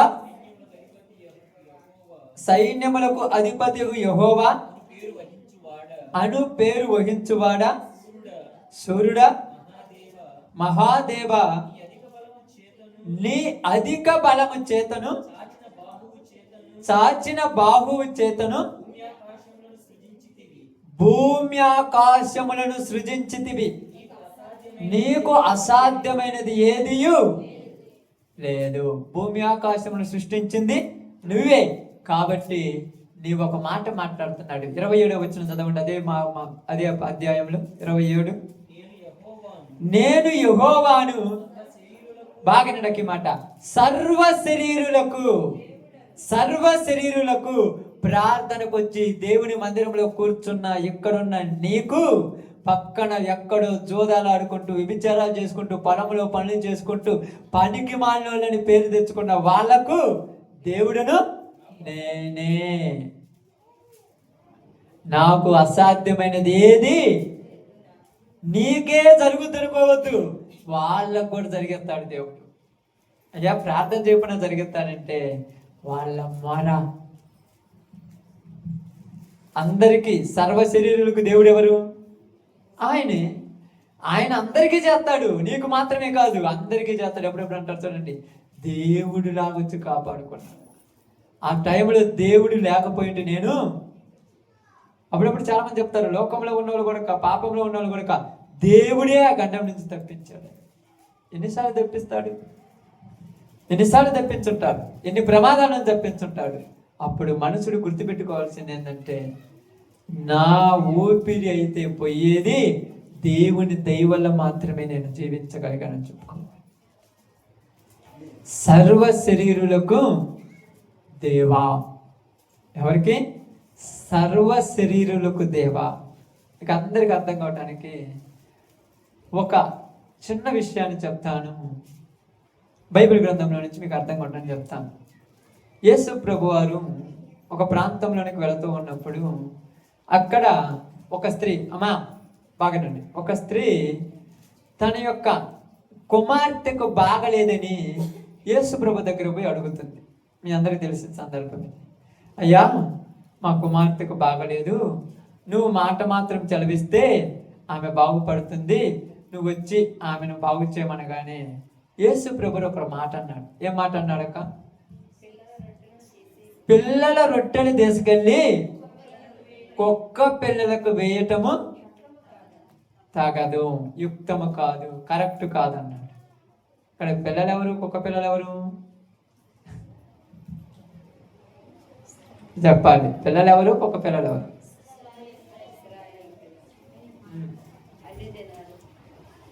మరి వాళ్ళకి దేవుడు, వీళ్ళకి దేవుడు కాదా? మరి కుక్క పిల్లలు పిల్లలేంది?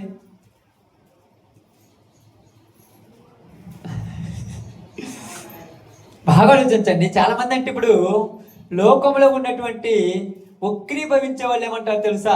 అంటే మనం కుక్కలు అన్నారు, వాళ్ళ ప్రజలు అన్నారు, అంటే మనం కుక్కలమా? కరెక్ట్ కాదు కదా ఇది. రెండో కాళ్ళు ప్రజ ఏమన్నాడు? సర్వ జనులకు సర్వ శరీరులకు నేనే. మరి పిల్లలు కుక్క పిల్లలు ఏందేడా? ఆలోచించండి. మరి మీరు పిల్లలు కుక్క పిల్లలు ఏంది? ఎందుకు పోల్చాడు? త్వరగా చెబితే త్వరగా తగ్గిపోతే, లేకపోతే టైం తిరుగుతూనే ఉంటుంది మీ ఇష్టం. పిల్లలు ఎవరు? కుక్క పిల్లలు ఎవరు? అపవాది చేత ఇరికించబడ్డాడు కుక్క పిల్లల. ఆయన రక్తంలో కడగబడ్డ వారి పిల్లల. కొంచెం ఆలోచించండి, కొంచెం లోతుపడి బైబిల్లోనే పడి. మీరు అప్పుడప్పుడు బైబిల్ చదువుతుంటారు కదా పాపం, మీకు అప్పుడప్పుడు బైబిల్ చదువుతారు కదా, కొంచెం ఆలోచించండి. పిల్లలు ఎవరు? కుక్క పిల్లలు ఎవరు? ఆమేన్. కుక్క తన వాంతికి తిరిగినట్టు ఎన్నిసార్లు చెప్పినా వినకుండా అదే తప్పు చేసేవారు కుక్కలతో సమానం. కడగబడిన పంది మరలా బురదలోనికి పోయినట్టు కుక్క తన వాంతికి తిరిగినట్టు నాకు ఎన్నిసార్లు చెప్పినా నువ్వు ఇలా వచ్చి ఇలా చేయకూడదు, నువ్వు ప్రార్థన చేయాలి, నువ్వు వాక్యం వినాలి, ఎన్నిసార్లు చెప్పినా ఆదివారం మానుకోకూడదు అని ఎన్నిసార్లు చెప్పినా నేను వినకుండా చేస్తున్నానంటే నన్ను ఎవరితో పోల్చాడు? ఆమేన్. ఆ లిస్టులో ఎవరుంటో వాళ్ళ పేరు పెట్టుకోండి. మనం నేనా బాప్తీసం తీసుకున్నా, నేనంటే రక్తములో కడగబడి వారసత్వంలో ఉన్న నువ్వే. పక్కన గురించి మాట్లాడాడు యేసుప్రభు. అస్సలు ఆయనకు అర్హత లేదు, అసలు అవసరం లేదు, మాట్లాడాల్సిన పని లేదు. పిల్లల రొట్టెలు మంచిగా నాకు ప్రార్థన చేసి నాతో ఉంటున్న ఏళ్ళ రొట్టెలు తీసుకెళ్ళి ఎన్నిసార్లు చెప్పినా లోబడినటువంటి వాళ్ళు, ఎన్నిసార్లు చెప్పినా విననటువంటి వాళ్ళు, తప్పు విడిచిపెట్టానంటున్నావు చేస్తున్నావు, విడిచిపెట్టానంటున్నావు చేస్తున్నావు, విడిచిపెట్టానంటున్నావు చేస్తున్నావు. నువ్వు దేంతో సమానం? అదే ఆయన ఏది చెప్పినా వాక్యం లేకుండా ఏది మాట్లాడాలి మళ్ళీ యేసు ప్రభు. ఇప్పుడు చెప్పండి, ఇక్కడ పిల్లలకు ఒక పిల్ల అంటే అర్థమైపోయిందా? మరలా మరలా మరలా మరలా చేసే వాళ్ళని ఏమంటా? అంతే. కక్కిరు కదా, కక్కుతురు కదక్క. ఎప్పుడన్నా కక్కారు మీరు? వాంతి చేసుకున్నారా? ఆమె చేసుకున్నారా? అది ఎప్పుడన్నా తిన్నారు మళ్ళా? ఏం బాబురా? ఏంటి చెయ్యండి. ఎన్నిసార్లు బాప్తీసం తీసుకొని వాగ్దానం చేసి నేను ప్రభువా నీ రక్తంలో కడగబట్టాను, మళ్ళీ అబద్ధాలను, బుద్ధి మాట్లాడను, మద్యం తాగను, వ్యభిచారం చేయను, దొంగతనం చేయను, ఆదివారం ఖచ్చితంగా ప్రార్థన పొందుతాను, ఏ విజ్ఞాపనం మానుకోనని వాగ్దానం చేసావుగా, మళ్ళా తాగలా? ఇప్పుడు అడు చేయని, ఇప్పుడు అన్నడమ్మ చేయని. ఆయన ఒక దాంట్లో మనకు ఒక్కొక్కరికి ఒక్కొక్కటి ఎందులే. కొద్దిగా ఎక్కువ వాసన వచ్చేది ఒకరు తింటే, తక్కువ వాసన ఒకరు తింటారు. అరిగిపోయి మురిగిపోయింది కక్కున్నాడు ఒకరు తింటారు. నేను అలగను, నేను ఇంకెప్పుడు కోపపడినని వాగ్దానం చేసిపోయావు, మళ్ళీ ఇంట్లో భర్త మీద పిల్లల మీద అలగట్లా? అదే దీనిచ్చి అనిపించింది. అది యేసు ప్రభుకి ఏమనిపించింది? అసహ్యం. మామూలుగా ఉంది అనుకున్న వాక్యం అంటే. అప్పుడప్పుడు చాలాసార్లు చూస్తుంటారు, అంతము వరకు సహించిన వాడే రక్షించబడిన ధన్యుడు కాదు, రక్షించబడతాడు. నువ్వు రక్షించబడాలి. 4 రోజులు కోపం లేకుండా తర్వాత నన్ను అన్నావు నేను బడిసుకానంటే మళ్ళా మన్నెప్పుడు కక్కొచ్చింది, ఎండిపోయింది, మళ్ళా పోయి తినొచ్చా. నేను అంతే చెప్తాను బైబిల్ ప్రకారం. ఈరోజు ఎవరైనా అదే, నేనైనంతే. మరలా మరలా మరలా ఏమి రాయబడింది బైబిల్ గ్రంథంలో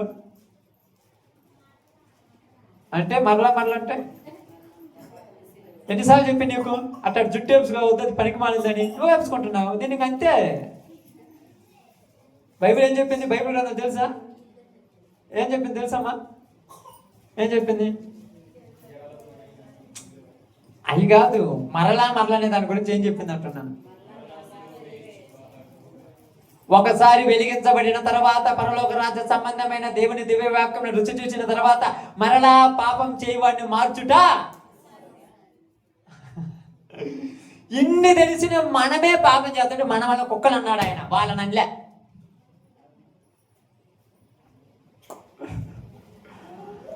పిల్లల రొట్టెలు తీసుకెళ్తూ వాళ్ళకి చేస్తే రేపు పొద్దున మారు మనసు పొంది వచ్చి కూర్చుంటారు. నీకు చేస్తే మళ్ళా 3వ ఆదివారం మానుకుంటాం. మానుకోవా? ఏంటంటే ముఖ్యమైన ఫంక్షన్ ఉందయ్యా, నీకేమి? నీకు పెళ్లి లేదు, పేరంటం లేదు, నీకు ఏ పిల్లలు లేరు, పిల్లలు లేరు, నీకు ఫంక్షన్ లేవు, ఏం లేవు, మాకు లేవు. అవును మరి.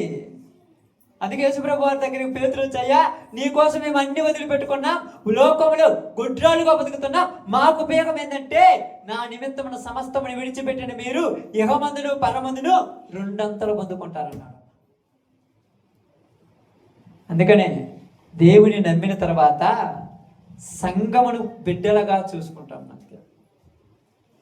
నా దృష్టిలో నిజంగా చెప్తున్నాను మనస్ఫూర్తిగా, సంఘములో ప్రార్థనలో బాగుండే వాళ్ళు వాళ్ళే నాకు బంధువులు.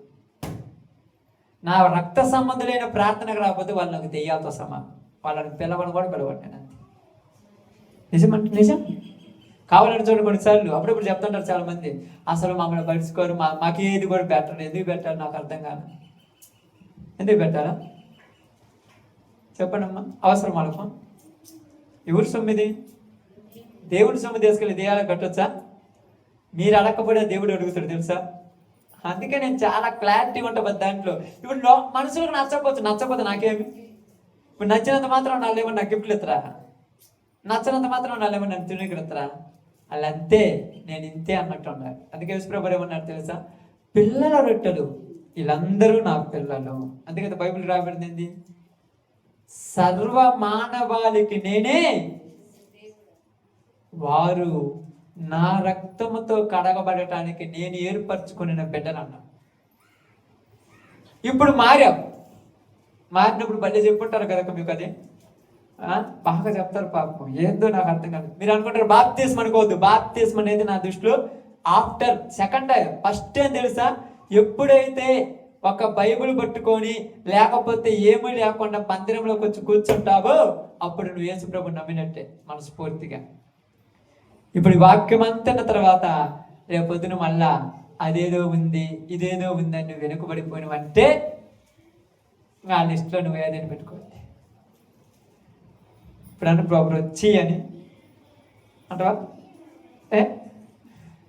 ఆఫ్టర్ నువ్వు కక్కిందే నువ్వు తింటుంటే చీ అనిపిస్తుంది అంటుంటే మరి నువ్వు వద్దన్న దాన్ని చేస్తే దేవుడు ఏమనాలి? ఉంటే చల్లగానైనట్టు, లేకపోతే వెచ్చగానైనట్టు. నువ్వు వెచ్చగా ఉంటే ఉమ్మేస్తాను, ఊసిన దాన్ని మళ్ళా తింటాడు ఎవరన్నా. ఇప్పుడు పిల్లల రొట్టెలు తీసుకెళ్ళి కుక్క పిల్లలకి వేయటం తగునా? తాగదు. ఇప్పుడు మళ్ళా ఏమేం చేసింది? ఇప్పుడు చెప్పాలి. మళ్ళా ఏమేం చేసింది? అయ్యా బాగానండి, అయ్యా నేను కుక్క పిల్లనే కాదనట్లేదు, ఒక్కసారి నన్ను ఒక్కసారి నన్ను కరుణించయ్యా, కనికరించయ్యా, క్షమించయ్యా, బద్దిమిలాడుతుంది చేదరించుకున్నా. అప్పుడు దేవుడు ఏమన్నాడు తెలుసా? నీ విశ్వాసమే నీకు కార్యం చేసింది. దేవునికి సమస్తము ఇలాంటిది అసాధ్యమే, కానీ దేవుడు తలుచుకుంటే ఏం చేస్తాడు? సాధ్యముగా మారుస్తాడు. వెంటనే తన కుమార్తె బాగుపడింది. ఈరోజు మీకు సమస్యలు ఉన్నాయమ్మా, నిజంగా చెప్తున్నాను. సమస్య లేని వాళ్ళు అంటే ఎవరు లేరు, ప్రతి ఒక్కరికి ఉన్నాయి. కానీ సమస్య కోసం ప్రయాసపడే వాళ్ళు ఒక్కరు లేరు. నాకు తెలిసిన క్వశ్చన్. నాకు సమస్య ఉంది. నేను నా జీవితంలో ఇప్పటికేం చెప్తుంటాను, నా జీవితంలో సంఘం గురించి తప్పితే నేను దేని గురించి ప్రార్థన చేయను, ఏటి గురించి. చాలా మంది అంటారు నీకు పిల్లలు కావాలి కదా ప్రార్థన చేద్దాం. నా జీవితంలో పెళ్ళి వద్దనుకున్నాను, ఏదో ఇంట్లో వాళ్ళ బలవంతం వల్ల చేసుకున్నాను. పిల్లలు అనేది నాకు అనవసరం, నాకు వద్దు అసలు. నా దృష్టిలో ఇంతవరకు ప్రార్థన చేయాలి. ఇంతవరకు నేను చెప్తున్నాను చూడండి, బాప్తిసం నేను ప్రార్థనకు వచ్చి కనీసం 12 సంవత్సరాలు దేవుని నమ్ముకున్నట్టయితే 2012లో పూర్తిగా పెళ్ళైన తర్వాత 14లో వచ్చిన తర్వాత 10-12 సంవత్సరాలు అయితే ఎంతవరకు మోకాళ్ళ మీద కూర్చొని ఏ రోజైనా నాకు పిల్లల్ని ఈ ప్రభుని ప్రార్థన చెయ్యను కూడా కింద చచ్చేదాకా. ఏం ప్రార్థన చేశాను తెలుసా? నేను చెప్పిన వాక్యం విని నలుగురైనా మంచిగా మారి సంఘములో ఉన్నటువంటి బిడ్డలకు కావలసిన కోరికలు తీర్చు ప్రభుని ప్రార్థనే చేస్తాను. ఎందుకంటే దేవుడు ఎందుకు నాకు ఆ మనసు పుట్టించి నాకు కూడా తెలియదు. ఎవరిని చూసినా వ్యసనం ఉండదు, ఎవరిని చూసినా అసూయ ఉండదు, దేని మీద కోరికలని అస్సలు లేవు. ఒకే దాని మీద కోరిక, చచ్చిపోయేలో పెద్దనైనా మార్చి పరలోకం పోవాలన్న కోరిక. అంతకు మించిన పెద్ద సమస్యలు. ఎందుకంటే మీకు అర్థమవుతుందో లేదు, దేవుని సేవలో ఉన్న వాడికి ఏరేటువంటి తలంపులు రాకూడదు. అది చాలా ప్రాముఖ్యమైనది.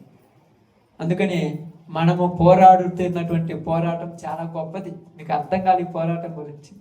ఒక్కసారి ఇది తప్పని తెలిస్తే ఆ వైపు కూడా వెళ్ళకూడదు. మనం ఒకసారి ఇది కరెక్ట్ కాదని తెలిస్తే దాని జోలి కూడా పోకూడదు మనం. మళ్ళా డబ్బు లోకంలో మనిషిని ఏం చెబుతుంది అంటారమ్మా? మీరు అన్నమాట కదా, అది తినిపెత్తది అని చెప్తారు. ఈరోజు డబ్బు ఆశ చూపించి ఎంతమంది ఎన్ని చేయాలనుకుంటున్నారో తెలుసు.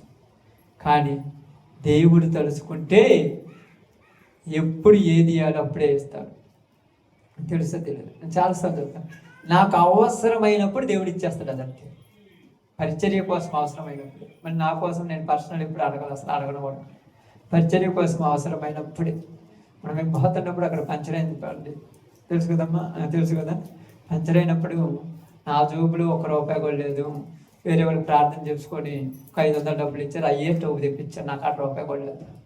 మరుసటి రోజు టైర్ లేకపోతే ప్రార్థన పోవటం లేదు. ఇంకా ఎందుకు, ఆల్రెడీ స్టెప్నీ టైర్ ఒకటే ఉంది.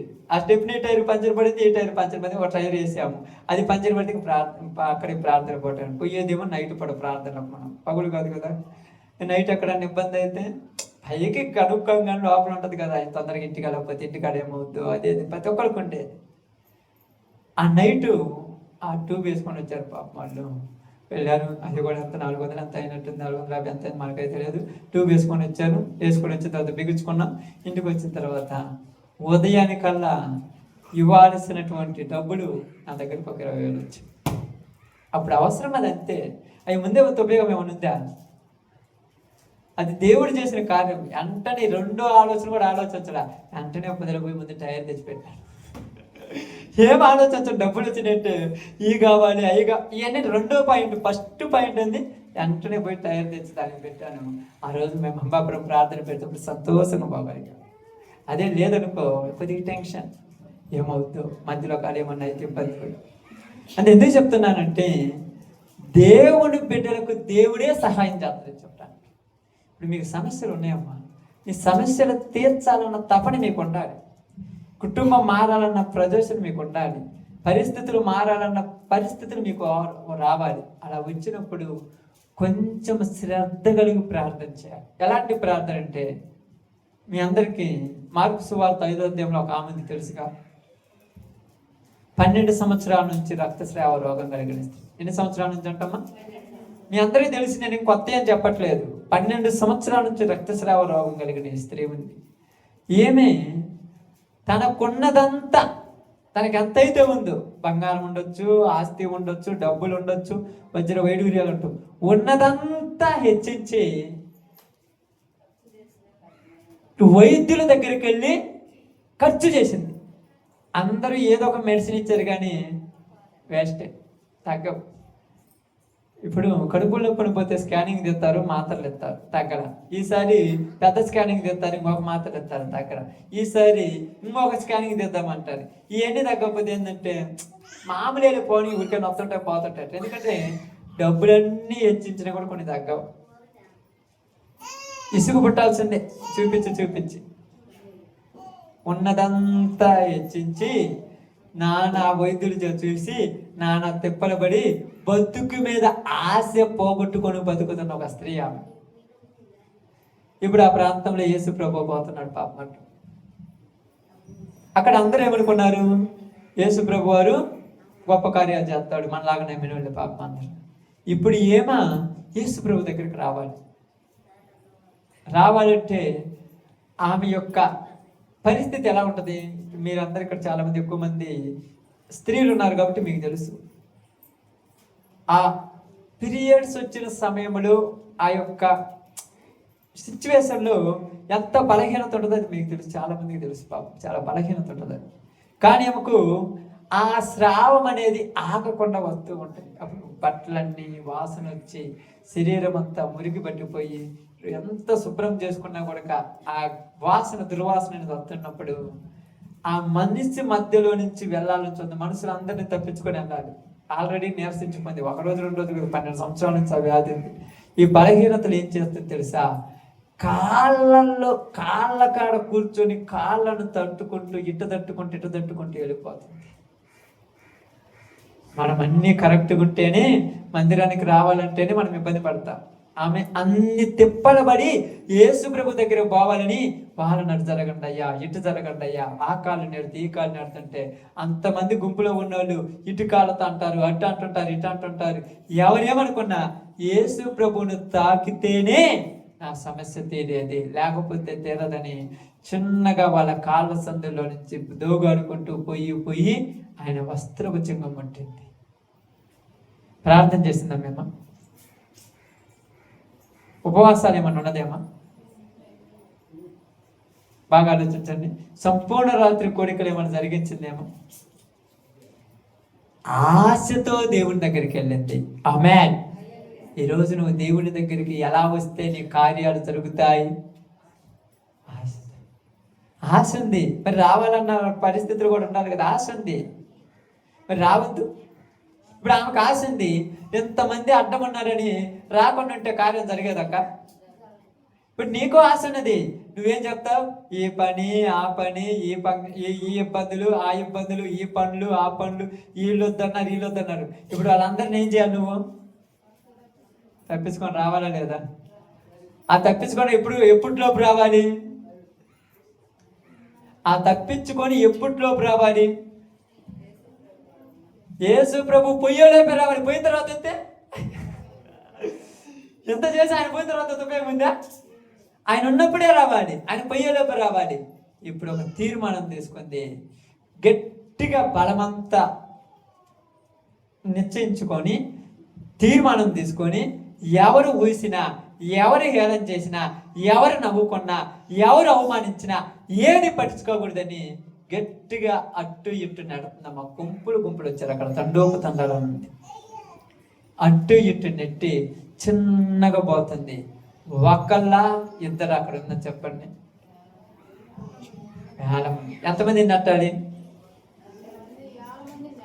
మినిమం ఒక 20 మందిని నెట్టొద్దా? ఇప్పుడు నువ్వు ఎన్నిటిని నెట్టుకొని వస్తున్నావు? 3 నీకు సమస్యలు ఉంది. పిల్లోడు ఏడుస్తున్నాడు, అందుకే ఒక్కదాన్ని నెట్టి రాలేదు. నువ్వేడ బాగుపడతావు నాకు అర్థం కాదా? చుట్టాలు వచ్చారు, అందుకే ఒక్కదాన్ని పక్క తెప్పుకొని రాలి. నువ్వేడ బాగుపడతావు నాకు అర్థం కాదా? చుట్టాలు గాడికి పోతారు, వస్తే తెచ్చిన అటుకా నువ్వు దిందులు పోయిన తర్వాత అంతే కదా. వీళ్ళు బయటికి రాలేరు, వీళ్ళు వాటిని దాటుకొని రాలేరు. దాటుకొని రాకపోతే దేవుని కార్యాలు చూడలేవు. అందుకే కదా మీరు పాట పాడుతున్నప్పుడు, దావీదు కుమారా నన్ను దాటిపోకయ్యా, నువ్వు దాటిపోకవద్దు, నేనే దాటుకొని వస్తాను అనుకోండి అంటున్నారు ఆయన. అప్పుడు ఏమంటున్నారు ఆయన అరుస్తుంటే? మీరు పాటే కదా, ఆయన అరుస్తుంటే ఏమంటున్నారు? పిలుస్తుంటే ఎందుకు కేకలేస్తున్నారు అంటున్నారు. ఎందుకు అరుస్తున్నావు వరకు అంటున్నా? ఇప్పుడు నేను అనలా, నువ్వు పట్టించుకుంటావా పట్టించుకోవా? నువ్వు పట్టించుకున్నావు అయితే నీ కార్యం జరగదు. ఆయన పడుచుకోండా, ఆగురా గుడ్డోడు ఆగురు అంటుండే, అసలు పడుచుకోవాలా. మనం కూడా అబ్బో పాట పాడుతాం మేము, ఏది కోయల గొంతే అని. కానీ మనం పడుచుకుంటే అంతే కదా, పడుచుకుంటావా? ఎంతమంది అంటారు అని. కానీ కార్యం జరగాలంటే ఏది పట్టించుకోకూడదు. అరవగానే యేసు ప్రభువే ఆగిపోయాడు. ఆమేన్. ఎవరు ఆగాడమ్మా? నువ్వు పాట పాడినా, ప్రార్థన చేసినా, ఆశతో పిలిచినా ఆయన నీ దగ్గర ఆగిపోతాడు, అంతే. ఇప్పుడు నిన్ను ఆపమని ఎందుకు చెప్తున్నారు వీళ్ళు ఎందుకు చెప్పారమ్మా ఆయన ఆపమని?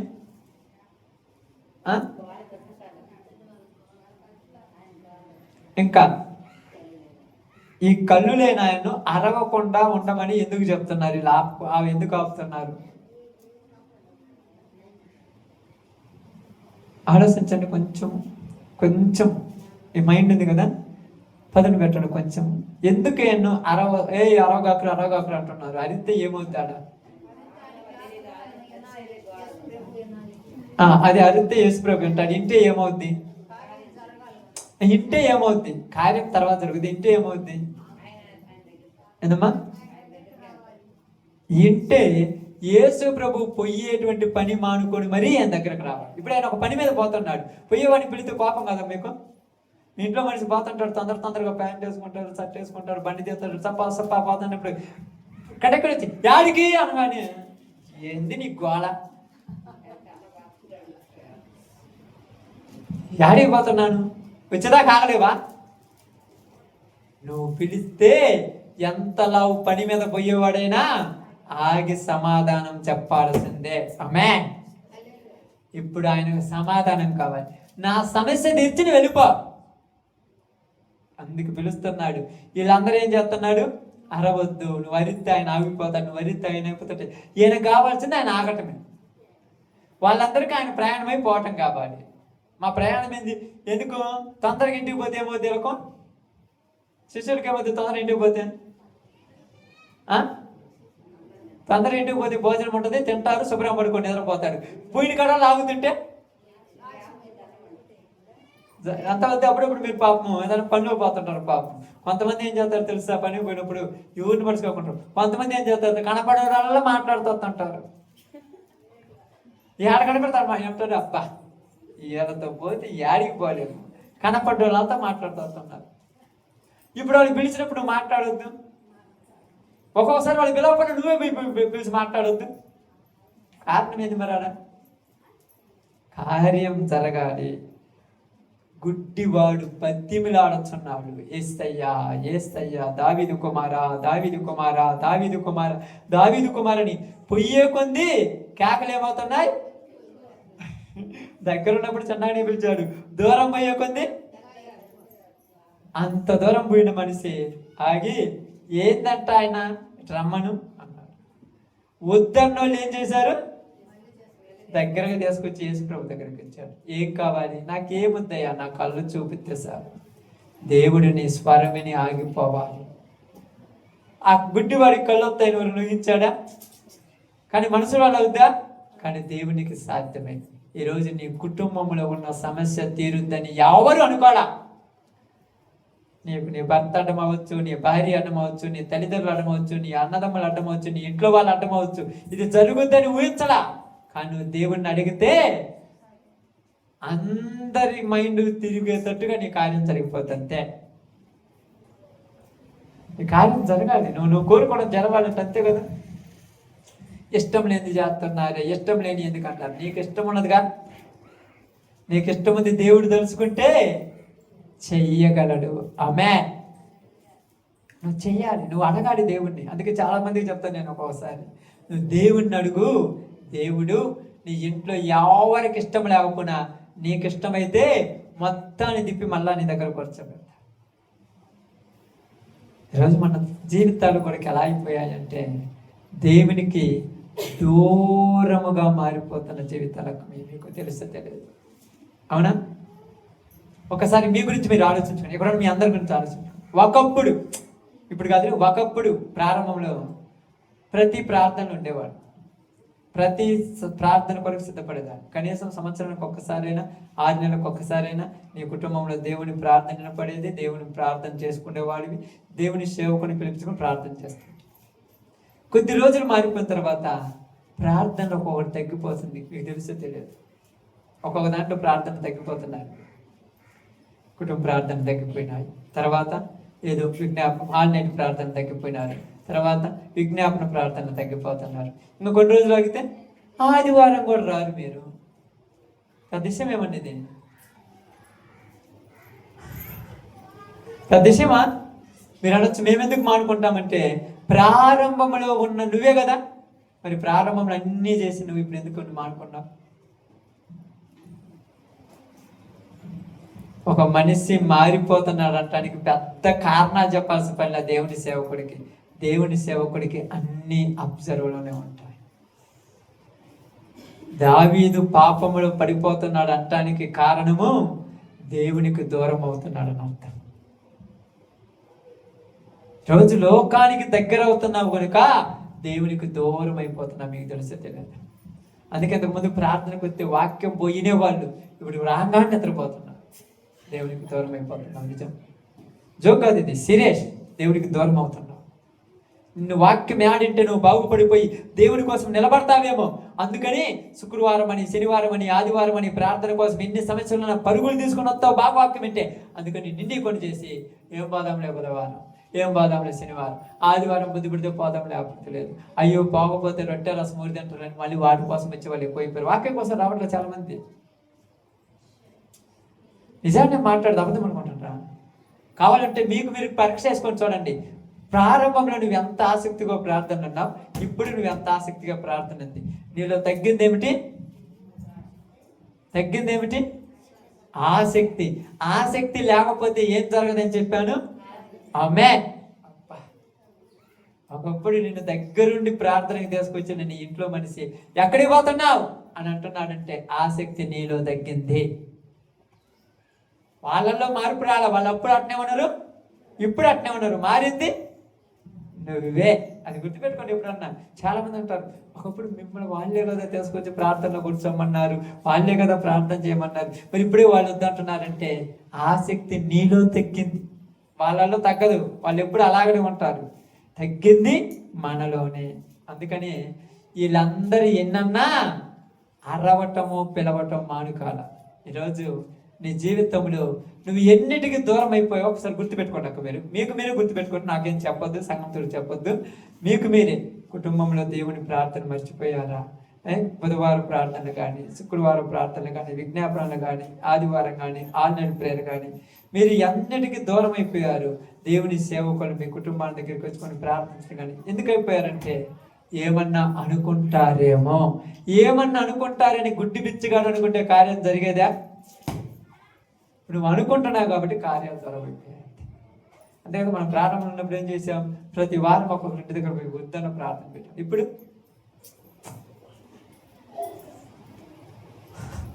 అదే సంగమం బలహీనపడింది అంటాడు. కారణం ఏంటంటే మనుషులు రాకపోతే బలహీనపడదక్క. నీలో ఆసక్తి తగ్గింది కాబట్టి బలహీనపడ్డది సంగమం. మీరు వాళ్ళు రాలి ఇవన్నీ నన్న పాట గురించి నేను మాట్లాడను. చివరంతా రాడు. ఉన్న నువ్వైనా నీ కార్యాన్ని కరెక్ట్గా చేస్తున్నావా? 100 ఎకరాలు వేసినాడు 10 ఎకరాలు వేసినందుకు బాధపడాల్సిన పనిలే. 10 ఎకరాలైనా కరెక్ట్ టైంలో దుక్కు దున్ని విత్తనాలు ఎత్తి విత్తనాల మధ్యలో సేద్యం చేసి కలుపు తీస్తే 10 ఎకరాలు పండించిన 100 ఎకరాలతో సమానం అవుతుంది. జరుగుతుంది. ఆలోచించండి. నీకు నువ్వు ఎంత దూరం అయిపోయావో తెలుసు దేవుడికి. నీకు కూడా అర్థం కాదు, దూరం అయిపోయింది. నేను 4 రోజులు పోతే ఆదివారం కూడా నీకు శనివారం విజ్ఞాపన లాగా అయిపోద్ది. పెద్ద ఇష్యూ చేయదు దాన్ని, నువ్వు పట్టించుకో. పెద్దగా ఏం కాదులే. మేము ప్రార్థన పోయిన వాళ్ళు అందరూ బాగలేరు, మేము ఒక్కల మీద బాగుంది అని మనసు నీకు వచ్చి ఉంటుంది. ఈ రోజు నాకు తెలుసు 100 ఉన్న వాళ్ళలో 90 మందికి అదే వచ్చి ఉంటుంది. వీళ్ళందరికీ మేలు జరగట్లేదు, మాకేనా? ఆ మనసు వచ్చిందంటే పట్టింది పెద్ద సర్పం. ఇలా మార్చడం కష్టం అక్క. నేను చెప్తున్నా నిజంగా. ఈ మనసు వచ్చింది సార్ అంతే. ఏం ప్రయాసం పడలే. మాకేనా వీళ్ళందరికీ బాగా జరుగుతుంది కదా, మాకేనా వీళ్ళందరికి రానులో కూడా మంచి జరుగుతుంది కదా, మాకేనా వీళ్ళందరికీ జరుగుతుంది కదా. ఈ మనసు వచ్చుంటే చాలా మందికి అది వచ్చింది కాబట్టి నువ్వు దగ్గరైన నువ్వు దూరం అయిపోయావు. నువ్వు ఎలా ఉండవాలంటే అందరిలో 10,000 మందిలో నా ప్రియుడు యేసు అతి సుందరుడు. నీ ప్రియుడైన యేసు అతి సుందరుడైతే 100 మంది మధ్యలో నువ్వున్నా ప్రత్యేకంగా ఉండాలి నీ ప్రవర్తన. అక్కడ ఉంటుందా? అందరూ కూర్చొని ఎంజాయ్ చేస్తుంటే నువ్వు ఒక పక్కన కూర్చొని ప్రార్థన చేస్తున్నారు. మరి కష్టం కదమ్మా. ఒకప్పుడు ఏం చేసేదానివి? ప్రార్థన చేసేవాడివి. ఒకప్పుడు కూర్చొని అందరూ సినిమా పాటలు సెల్లులు అంటుంటే నువ్వు మాత్రం దేవుని వాక్యం పట్టుకొని పక్కన కూర్చొని వినేవాడివి. ఇప్పుడు వాళ్ళతో కలిసి ఇప్పుడు బాగుండే కాదు సినిమా పాటలు. అప్పుడు బల్లే ఉండేవి. ఒరే ఏంది ఎంత తగిలిపోయావు, అంత చచ్చిపోయావు, నాకు అర్థం కాలేదు. జబ్బును పడ్డాడు చచ్చిపోయేవాడికి ఎమ్మటే చావు. కొంతమందికి వెంటనే సావు వస్తుంది, మరి కొందరికి సావు ఎలా అవుతుంది? కుసించి ఫస్ట్ జ్వరం అవుతుంది, జ్వరం తర్వాత టైఫాయిడ్ అవుతుంది, అది మలేరియా అవుతుంది, తర్వాత డెంగ్యూ అవుతుంది, తర్వాత రక్త కణాలు తగ్గిపోతాయి, దాని తర్వాత ఇంకొకటి పోతుంది, దాని తర్వాత ఇంకొకటి పోతుంది. ఇవన్నీ తగ్గిపోతానంటే అర్థం ఏమిటి? మరణానికి దగ్గర పడుతున్నాడు. నీలో ప్రార్థనలు తగ్గుతున్నాయి. దేవుని మాటల గురించి చెప్పుకోవటం తగ్గిపోతుంది. విశ్వాసులతో కలిసి వాళ్ళ గురితో వీళ్ళతో మాట్లాడే సంభాషణ తగ్గిపోయింది. విశ్వాసుల దగ్గర ఒకరితో ఒకరు దేవుని గురించి సంభాషించుకొని మాట్లాడేటువంటి పరిస్థితులు కూడా. దేవుని మాటలని ఇంట్లో తగ్గటం మర్చిపోయింది. దేవుని సన్నిధిలోకి వచ్చి కమ్యూనికేషన్ తగ్గిపోయిందంటే చనిపోవటానికి దగ్గర పడుతున్నావు. ఆమేన్. దేనికి చనిపోవటానికి? భలే చెప్పారమ్మా. 200 దేంట్లో? ఆధ్యాత్మికతలో చనిపోవటానికి దగ్గర పడుతుంది, శరీరంలో పెరగటానికి దగ్గర పడుతుంది. మీరు దేంట్లో ఉన్నారు చెప్పండి? దేవునిలో ఉన్నారా? లోకంలో ఉన్నారా? దేవుళ్ళలో నుంచి లోకానికి రెడీ అవుతున్నాం అంటున్నారు. దేవుళ్ళలో నుంచి అంట ఒకళ్ళంట నమ్మిన కొత్తలో కొన్ని అలవాట్లు ఉండేవి, కొన్ని రోజుల తర్వాత అలవాట్లు ఏం కావాలి బాబురావు? మారాడు. మరి నాకు ఫస్ట్లో అలిగే అలవాటు ఉంది, మూతి ముడుచుకునే అలవాటు ఉంది. ఇప్పుడు 10 సంవత్సరాలు నేను మారి ఇంకా నాడు అలవాటు తగ్గలేదంటే నేను మారలేదని అర్థం. నేను మారలేదు నిజంగా. నన్ను తిట్టిన వాళ్ళని కూడా నేను మరలా ఈరోజు పోయి ప్రేమిస్తున్నానంటే మారానని అర్థం. అదే కదా పోయిన వారం చెప్పుకుంది మనం. అయ్యా అది ఎలాగంటే అది వేరెత్తే. ఎందుకంటే తన ప్రజల నెమ్మదికై రాజాజ్ఞను మన దేవుడు ఏం చేశాడు? మార్చిన గొప్ప దేవుడు. ఆయన ప్రజలు నెమ్మది ఉండాలి, సర్వలోకములో ఉన్న అందరూ బాగుండాలని కోరుకునే దేవుడు. ఎవరు చెడిపోవాలనుకోవద్దు, ఎవరు చెడిపోవాలని కోరుకోడు అసలు దేవుడు. అందరూ బాగుండాలి. అందుకని ఇక్కడ అదే అన్నాడు, 38 సంవత్సరాల నుంచి పక్షవాయువుతో ఉన్నవాడు దగ్గరికి ఈయన పోయాడు. అక్కడ ఆయన పిలిచాడు, ఇక్కడ ఈయన పోయాడు. నువ్వు పిలిచేవాడిలో ఉన్నావు, వాడు పక్షవాతంతో ఉన్న వాళ్ళు ఉన్నారు, వాడి దగ్గరకు ఒకరోజు పోతాడు దేవుడు. పోకుండా బాగుడు పోయి బాగు చేసి వస్తాడు. బాగు చేసిన తర్వాత ఏమన్నాడు? నీ పాపాలు క్షమించబడ్డా, నీ పరిమితిగా వెళ్ళిపోమన్నాడు. అంటే బాగుపడ్డాడు. బాగుపడ్డ తర్వాత ఏమన్నాడు? దేవాలయంలో కనపడితే మరలా పాపం చేయొద్దు, ఎంతకంటే ఎక్కువ కూడా జరుగుతుంది అన్నాడు. చెప్పాడు ఆ మాట యోహాను సువార్త చదువుకుంటా. మరలా పాపం చేయొద్దు, చేస్తే కుక్కతో సమానం అన్నాడు అంతే. కాబట్టి ఈరోజు నీతో నాతో చెప్తున్న మాట ఏంది? దేవునికి సమస్తము, ఆయనకు అన్నీ సాధ్యమే, కానీ నువ్వే అసాధ్యాన్ని సుసాధ్యం చేసుకోలేకపోతున్నావు. దేవుడికి అన్నీ సాధ్యమే, నువ్వు చేసేటువంటి పనులే అసాధ్యంగా నీకు అనిపిస్తూ ఉంటాయి. సహారాకు గర్భం అవుతుందా అని ఎవరికి డౌట్ వచ్చింది? ఆమెకే డౌట్ వచ్చింది. ఇప్పుడు నీ ఇంట్లో వాళ్ళు మారుతారని ఎవరికి డౌట్ అవుతుంది? నీకే, పక్కన వాళ్ళకి రాదు, నీకే డౌట్ అవుతుంది. ఈయన మారేది నిజమేనా? బయట కనపడేది కొద్దిగా, లోపల ఏం చేసే పనులు అది ఒకే తెలిసి ఇట్టటోడా అలాంటోడే నిలబడి ఒకరోజు వాక్యం చదువుతుందేమని ఇష్టం. జాగ్రత్త. నిజమంటే నిజం, మనం చెప్పేది ఏం లేదు. అది హింసకుడు, దోషకుడు, హానికరుడైన పౌలే మారిపోయాడుగా. వాళ్ళ లెక్కలు ఇది ఒక లెక్క. కాబట్టి నీకు అందరికీ చెప్తున్నాను ఒక మాట, దేవుడు ఏం చెప్పాడంటే దేవునికి సమస్తము సాధ్యం, ఆయనకు అసాధ్యమైంది ఏమి. మరి ఎందుకయ్యా జరగట్లేదంటే మనలోనే ఆసక్తి తగ్గిపోతుంది. అది నేను చెప్పాలనుకుంది ఈరోజు వాక్యం మొత్తంలో. ప్రారంభంలో ఉన్న ఆసక్తి ఈ రోజులో నీకు ఉందా? మనస్ఫూర్తిగా నీ మనస్సులో నువ్వు అనుకో. అప్పుడు నీకున్న ఆసక్తికి ఇప్పుడు నీకున్న ఆసక్తికి ఎంత తేడా ఉంది చెప్పండి నాకు. మీరు ఆలోచించుకోండి. ఒకళ్ళకు 90%, ఒకళ్ళకు 80, ఒకళ్ళకు 70, ఒకళ్ళకు 60, ఒకళ్ళకు 30, ఒకళ్ళకు 20, ఒకళ్ళకు 10, ఒకళ్ళకి అసలు లేదు ఆసక్తి. కాబట్టి చూడండి, ఇంటికాడ వరకు పోతే ప్రార్థన రావచ్చు కదా, ఏం పోదాంలే రేపు ఆరమత్తాలే, అసలు లేదు వాళ్ళకి ఆసక్తి. నువ్వేం చేస్తావు? వాళ్ళను మేము చేయగలవా? ఒకప్పుడు పరుగులు తీశారు దేవుని కోసం, తెలుసా? ఇంటింటికి వెళ్ళి అందరిని పిలిచి మాట్లాడారు, దేవుని దగ్గర ఇక్కడ మీరు బాగుపడతారు. ఇప్పుడు ప్రార్థన అంటేనే భయపడి సాగుతున్నారు. ఆసక్తి ఏమైంది? కారణం ఎవరు? ఇవే. ఆసక్తి తగ్గటానికి కారణాలు ఏంటో వచ్చేవారని చెప్తాను. కారణాలు ఉన్నాయి. ఆసక్తి వరకు తగ్గవ, ఆసక్తి వరకు తగ్గితే కారణాలు ఉన్నాయి. ఆ కారణాలు ఏమిటో దేవుడు అవకాశం ఇస్తే, సజీవులు గుంజితే వచ్చేవాళ్ళని చెప్పుకుందాం. ఓకే, అందరూ తల వంచండి, ప్రార్థన చేసుకుందాం. అందరూ ప్రార్థనలోకి భవిద్దాం. అందరూ కూడా ప్రార్థనలోకి భవిద్దాం. ఈరోజు చెప్పబడింది గుర్తుపెట్టు.